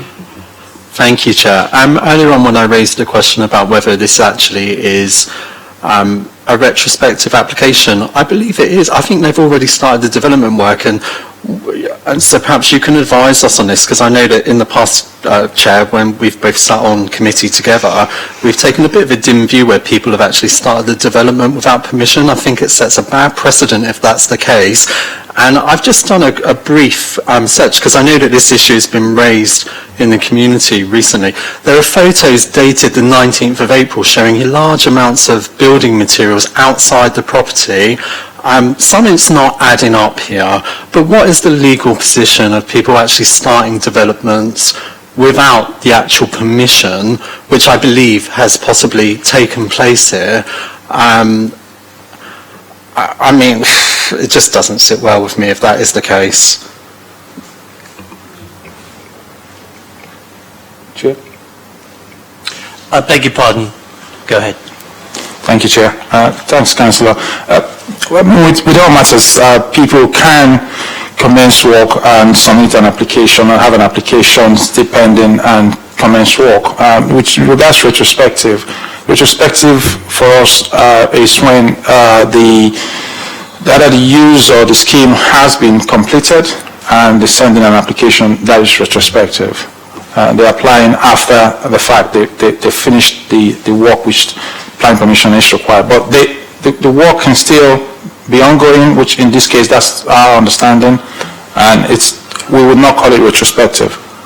Okay, but in the past that's not been the case. We've had applications that have come to committee that have been called in by residents, say, for example, where we've termed them as a retrospective planning application, or they've already started the development without permission, at risk, I accept, but we've given them a hard time. And I have to say the legal advisors at the time have also laid out, that we take a dim view of that in the case of that people do. And specifically for retrospective applications, and it always appeared to me, certainly over the past 10 years, that they were actually in their own category, almost to the point where at times when the council had found out that people have proceeded with developments at risk and without permission, that they had to then put in the application, otherwise they're at risk perhaps of prosecution from the enforcement team. It just seems strange to me that we are looking at an application today where it's quite clear to me that they've possibly already started, or dare I say even completed this development without permission, without actually having an application that was progressed far enough. And so therefore it seems strange to me that we're now not considering this potentially as a retrospective application. I just think the whole thing just seems very strange, and that we don't seem to have a lot of detail around this. And clearly residents have been raising that this development has started as far back as April, which is many months ago. And I just think, really just to labour the point, historically, and I'm talking 10 years, we've, as a committee and a council, we've taken a dim view, because it's about the precedent that it sets to people, especially given these problems, especially in the south of the city as well. Go ahead. Thanks, Chair. Thanks, Councillor. I think with all developments, there are different aspects to them. There's a change of use that's before us today, and then there is the how would I put it? There's other schemes other developments that have been approved. The red dormer, which residents might have picked up, is PD, permitted development. The single-story rear extension is prior approval, and it's gone through our process. So, again, I think that with matters of this nature, it's for officers to identify what is before them for consideration. Now, what's before us for consideration is the change of use, because we know that, looking at our records, that the rear extension is prior approval and the dormer is permitted development. Whether they submit a certificate for proposed development or existing development is really up to them to do. Maybe when they get later on, when they want to sell on or whatever. But these other ones, we will not be pushing them to incorporate it as a whole in terms that they must fall under the change of use and of these individual spaces when we know that they've already got either permitted development or prior approval in their bag for that property. So I think that is what probably is, there's a bit of confusion there. Yeah, I mean, that seems a bit of a grey area to me, because in the past, it had always been, I do accept it's about a change of use, but it is actually a development as well. So, I mean, by that what you've just advised me, Lanese, is there a further planning application coming forward then after the change of use, which would seem to make what I have just laid out even worse? Not that I'm aware of, no. Like I said, they've already got permitted development, which properties do have, and they've put that into play, and they've got the prior approval, which they've again put in forward, which we've signed off on as officers. That's okay. I do understand what you're saying. It just doesn't seem to make much sense to me, given the context of certainly how we've operated over many, many years, and this doesn't seem to be too different to many of those applications that we've presided over. And while I accept that we're discussing this on its individual merits, there's something that just does not seem right with this and what's being presented to us today. And dare I say, I can't help but think that it's probably linked to the problems perhaps that are within the planning department and the hold-up and things that I know that hopefully are now being addressed. But as a committee here today, I'm hearing things that are being presented, and then I'm seeing stuff. I've got actual photos, and I'm like, something here's not adding up. And in the past, we've always been quite good as a committee and as a council at upholding those precedents, because I think absolutely and quite rightly that we did, that as soon as we start to allow these things to just slide, it opens up the door for many other people. It's about setting that example. But when the officers are talking with the applicants, I would assume that you would advise them on that you have to wait until you have permission to be able to move forward with this, especially, I know you mentioned about permitted development, but the change of use aspect is vital in this in order to be able to move forward with what we've seen presented here today. So I'm assuming that officers would have absolutely advised them on that, and could you advise what date approximately or how far into the application they would have been advised on that? Because it just looks to me like they've proceeded with the development without planning permission, change of use and otherwise. I would expect my officers, I would expect any planning officer anywhere in the country to advise, if coming to their attention, to advise an applicant or a developer commencing work that they do it at their own risk. And members in every planning committee across the country would always take a dim view when things commence before permission is granted. And that is normal. So that's a risk applicants would have to take. We can't stop them. Indeed. Kieran, thank you. Can I perhaps just help there? You called out the advisor a couple of times. I'm conscious. What I'm hearing from planning is that works have begun on site, and it's the works that you sound, and I think one of the deputies is particularly concerned about because they can see them taking place on site. You've had an explanation in terms of permitted development rights. A C3 dwelling has permitted development rights and can undertake these works.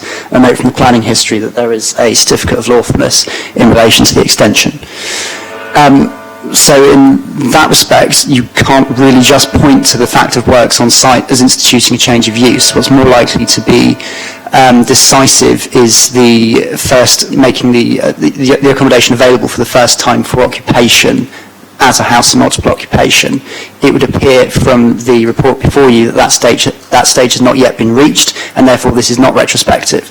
There's also something I'd like to pick up on in terms of the way you've spoken about retrospective applications. It's not the place of the committee to treat retrospective applications, which of course this is not, punitively. It does not set a precedent because every single application must be determined on its merits. So I appreciate where you're going for it as a layman, but as a member of the committee, it's important that you understand that you are looking at this application on its own merits and not as it might set a precedent elsewhere. Okay, I do appreciate your comments and for the clarity there. However, what I will say on record is that has not been the case of how we've operated as a committee and a council over the past 10 years that I've been elected to it. Okay, I'm sure I don't want to enter a debate with you on it at the committee because I think it's a broader sort of policy type issue potentially here. I agree. So if you would like to talk to us separately outside the committee about those matters, that's great. Unless I can assist you with any further matters to do with the application, that's all from me. Thank you. Yeah, I've heard everything you've said, Councillor New, and we're all very capable of contacting and addressing this later. So I need to come to Councillor Corkery, then I need to go to Councillor Atkins. Thank you, Chair. Just to come back to considerations of layout and perhaps just get some clarification about the extent to which we can base our decision on that. So I know that the SBD talks about provision of a good standard of living environment. So am I right in thinking then that if we were to take a judgment that we don't believe the layout as is being proposed provides a good standard of living environment, then that would be a consideration that we can base our decision on? Kieran, we'll come to Kieran first this time, Ezzy. Give you a break. I'm going to duck that one because I think it's actually a planning merit. It's a planning judgment, so it's not for the lawyer to say. Well, I'm busy writing things down here as we go, so something is forming. Ezzy. Yeah, so the committee could decide to look at that and take a view, a position in terms of the layout. That would be members' decision. Councillor Atkins. Yeah, thanks. So in the standards for HMO document, one of the things it says, just in terms of clarification as to what this wording is intended to mean, it says the proximity to bedrooms, no bedroom should be more than 1 story from a kitchen dining area. That mean 1 story in between? So as in, we're talking, this would be okay because it has second floor bedrooms, so there's so it's got a ground floor with a kitchen, then it's got a first floor with bedrooms, then a second floor with bedrooms. To me that's 2 stories, not 1 story, but I suppose this could mean 1 story in between. Is that what it means? That's what it sounds that to me. Page 6 of the HMO standard. No bedroom should be more than 1 story from a kitchen dining area. More than 1 story. Yes. Yeah, so you could basically have a bedroom in the loft and still... Okay, so but you wouldn't be allowed 1 story, but you wouldn't be allowed 1 more above that. Yes, that's correct, yes. The other thing I was going to say in terms of, and I was thinking on quite a similar line to Councillor Corkery, about the kitchen, just coming in a slightly different direction, is I do think that it mentions careful consideration needs to be given to the location of those areas and how they work with other areas of the property. And the new kitchen looks to me, we don't have exact dimensions on the new kitchen as opposed to the old, but it looks like it may be narrower because it's carved out of the lounge. It also is, you estimated it around 10 metres. I think that's probably true, though perhaps, I don't know if we're going to base it, I think we should have a more precise measurement, but if there was a door on it at the other end between it and the communal living area, suddenly it breaches the other SPD that says that you have to have 11 metres squared for a kitchen. So I think we're starting to see, and it's just as a general comment, and not about the specific application because each has decided its own merits, but we're starting to see developments which are meeting the size standards in name only, but not giving any consideration to layout. So in this case, the kitchen's been placed in an odd corridor-like position before you get to the the main room, just so that the main room, it could be combined to get just over the 22-metre standard. And I don't think that in this case it's a sensible kitchen layout. It also talks, for example, about having an area of workspace next to the hobs in our standards accommodation. Well, the area of workspace next to the hobs on the I agree it sits on the indicative, but you have to get a double sink in, you have to get 2 hobs in, and you have to get workspace next to the hobs. In this case, I mean, the workspace next to the hobs is about 1 hob in size. You know, it's to me, it does seem like the kitchen has been very much sandwiched in a difficult amount of space. Yes, Councillor. I think in discussing all this, the layout and the size of the kitchen and the lounge, I think if one just looks at the floor areas of the bedrooms again, were they to just take this, just assume they took the kitchen and moved into where the lounge is and put that together, and there'll be a shortfall there, and just remove where the kitchen is. But we then look at the above the minimum threshold for each of these bedrooms, what they're proposing. We still come back to what, again, I would have to defend the decisions this committee makes, but just my own opinion would be that an inspector will look at, say, bedroom 4 and say, well, actually, you require 7.5, but it's actually 19.6, and bedroom 3 is 7.5, it's 15.4. There's quite generous spaces there. I mean, one could say there could be a little more reconfiguration that could take place, but there is quite generous bedroom spaces there, which means that most people would simply just use the kitchen and lounge just for cooking and then go back to their rooms, because the rooms is a lot comfortable, a lot more spacious. So it's one of these that we do this balancing act and just kind of look at what leads toward. And ideally, we will want people to have bigger bedrooms, because that's where most times people will stay for longer durations. And in this case, that is what the applicant is proposing. And so I think that is what has led the case officer to lean towards a recommendation, conditional recommendation to yourselves.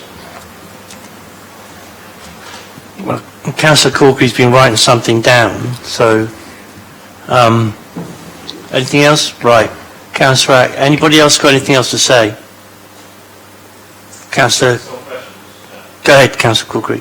I've got a comment, but are we moving to... So, yeah, we'll move to comments. I beg your pardon. If everybody's finished with it... Now, look, sorry, just in the interest of fairness, the applicant's agent has been desperate to say something, so if it helps us make to a proper decision, I would like to hear that, if that's okay.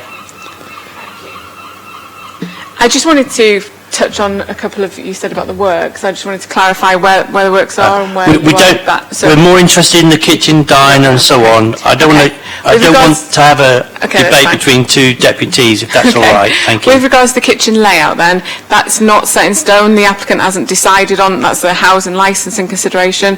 He might decide to put the kitchen along the whole back wall. It's, that's just there purely for indicative purposes for the plans. He's obviously going to work with housing licensing to provide the best kitchen layout for the applicants. The kitchen layout isn't purely a planning consideration, so I just wanted to clarify that's not set in stone at all. He's more than happy to change that. We have to go on what we've got in front of us today, I'm sorry. Okay. So, comment then, Councillor Corkery. Thank you, Chair. Following up the discussion that we've had about layout, and again referring to where the SPT talks about provision of a good standard of living environment, I think there's at least 3 ways in which that's not the case with this application, and I should run through those quickly. The first one, which actually hasn't been discussed yet, but is about bedroom 6's location in relation to the kitchen. So in this instance, we've got a bedroom... Could you put that up on the screen then, please?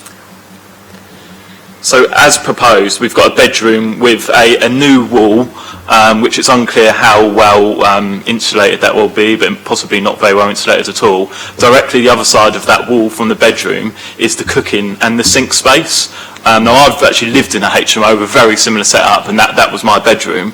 And let me tell you, every time that someone went to make something to eat or do the washing up, it woke me up if it's in the middle of the night. It may well be shift workers or people kind of up out in strange hours. So I think that is quite a key way in which this property, especially if that person living in bedroom 6 would not provide a good standard of living for that tenant. Secondly, I think the setup of the galley kitchen, and now again we have to take the plans, I think, as they're presented to us and work on the assumption that that is going to be the setup of how the building is put together. The galley kitchen setup means that when someone is using that space, the kitchen lounge area is not accessible to the other tenants unless they ask them to move out of the way. And actually that kitchen space with how many people, at least six people living there, is going to be in use quite a lot. So that is quite a big kind of infringement on the ability of the other tenants in order to access that communal space. And just lastly, again on the kitchen, the location of the cooking appliances as is being proposed in the plans that have been put to us directly next to that door just doesn't seem to me sensible or in accordance with a good standard of a living environment, which I think is what we need to be working towards.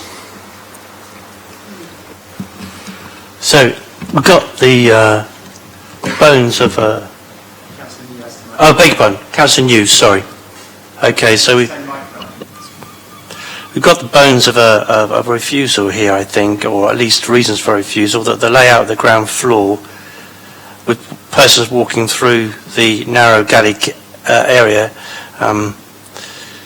obstructing people who want to go to the communal area is inappropriate for the intended occupiers, and the location of bedroom 6 right next door to the kitchen is inappropriate and does not give to a good standard of living for the intended occupiers. And there were quite a lot of other comments made as well, Kieran. I think the layout of the ground floor is very concerning to the committee. Anybody else? So that's a reason for refusal which I'm proposing. Anybody want to add to that or add reasons or any more reasons into it? I think I've captured what you said, Councillor Corkery, in the best way that I can, but had to be tidied up by officers if that's what the committee would like to do. Councillor New, are you seconding it? Okay. Are there any other comments or anybody want to move the officer's recommendation? Before we go to a vote on, assuming that's the only motion that comes forward, could we take 5 minutes to adjourn? Indeed. Thank you all very much indeed for that. Chair, sorry, can I make just a... Yeah, go on. Really, more than one deputy has come to committee today and basically told us it doesn't matter if we go against the decision in our papers, that they're going to go to appeal and there'll be a costing heard. What I'd say to people is that we judge each application on its own merits. It's sort of injudicious really to come and tell us that if you refuse the application, we're just going to go to appeal anyway. So just a note to deputies really. Indeed, and we heard earlier on that out of the 6 appeals, I think the surrounding HMOs that came to us today that were informed, we secured 4 of them were dismissed rather. So we have been doing this a while, and what we're trying to do is get the place right for people who might want to live there, and you've all brought up very good reasons why we should be working hard at that.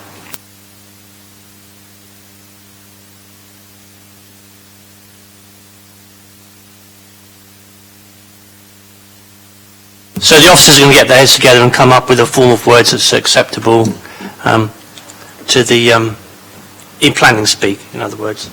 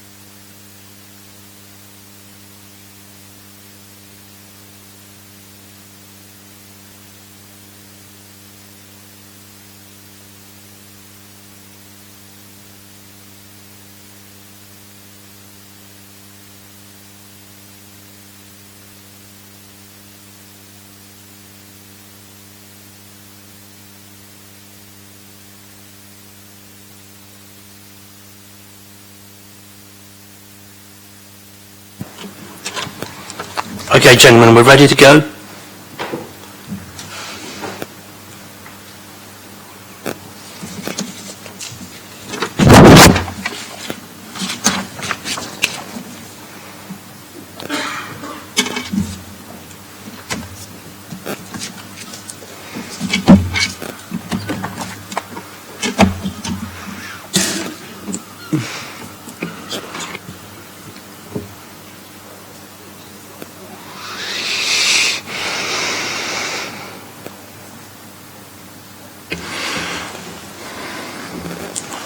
Thanks, Chair.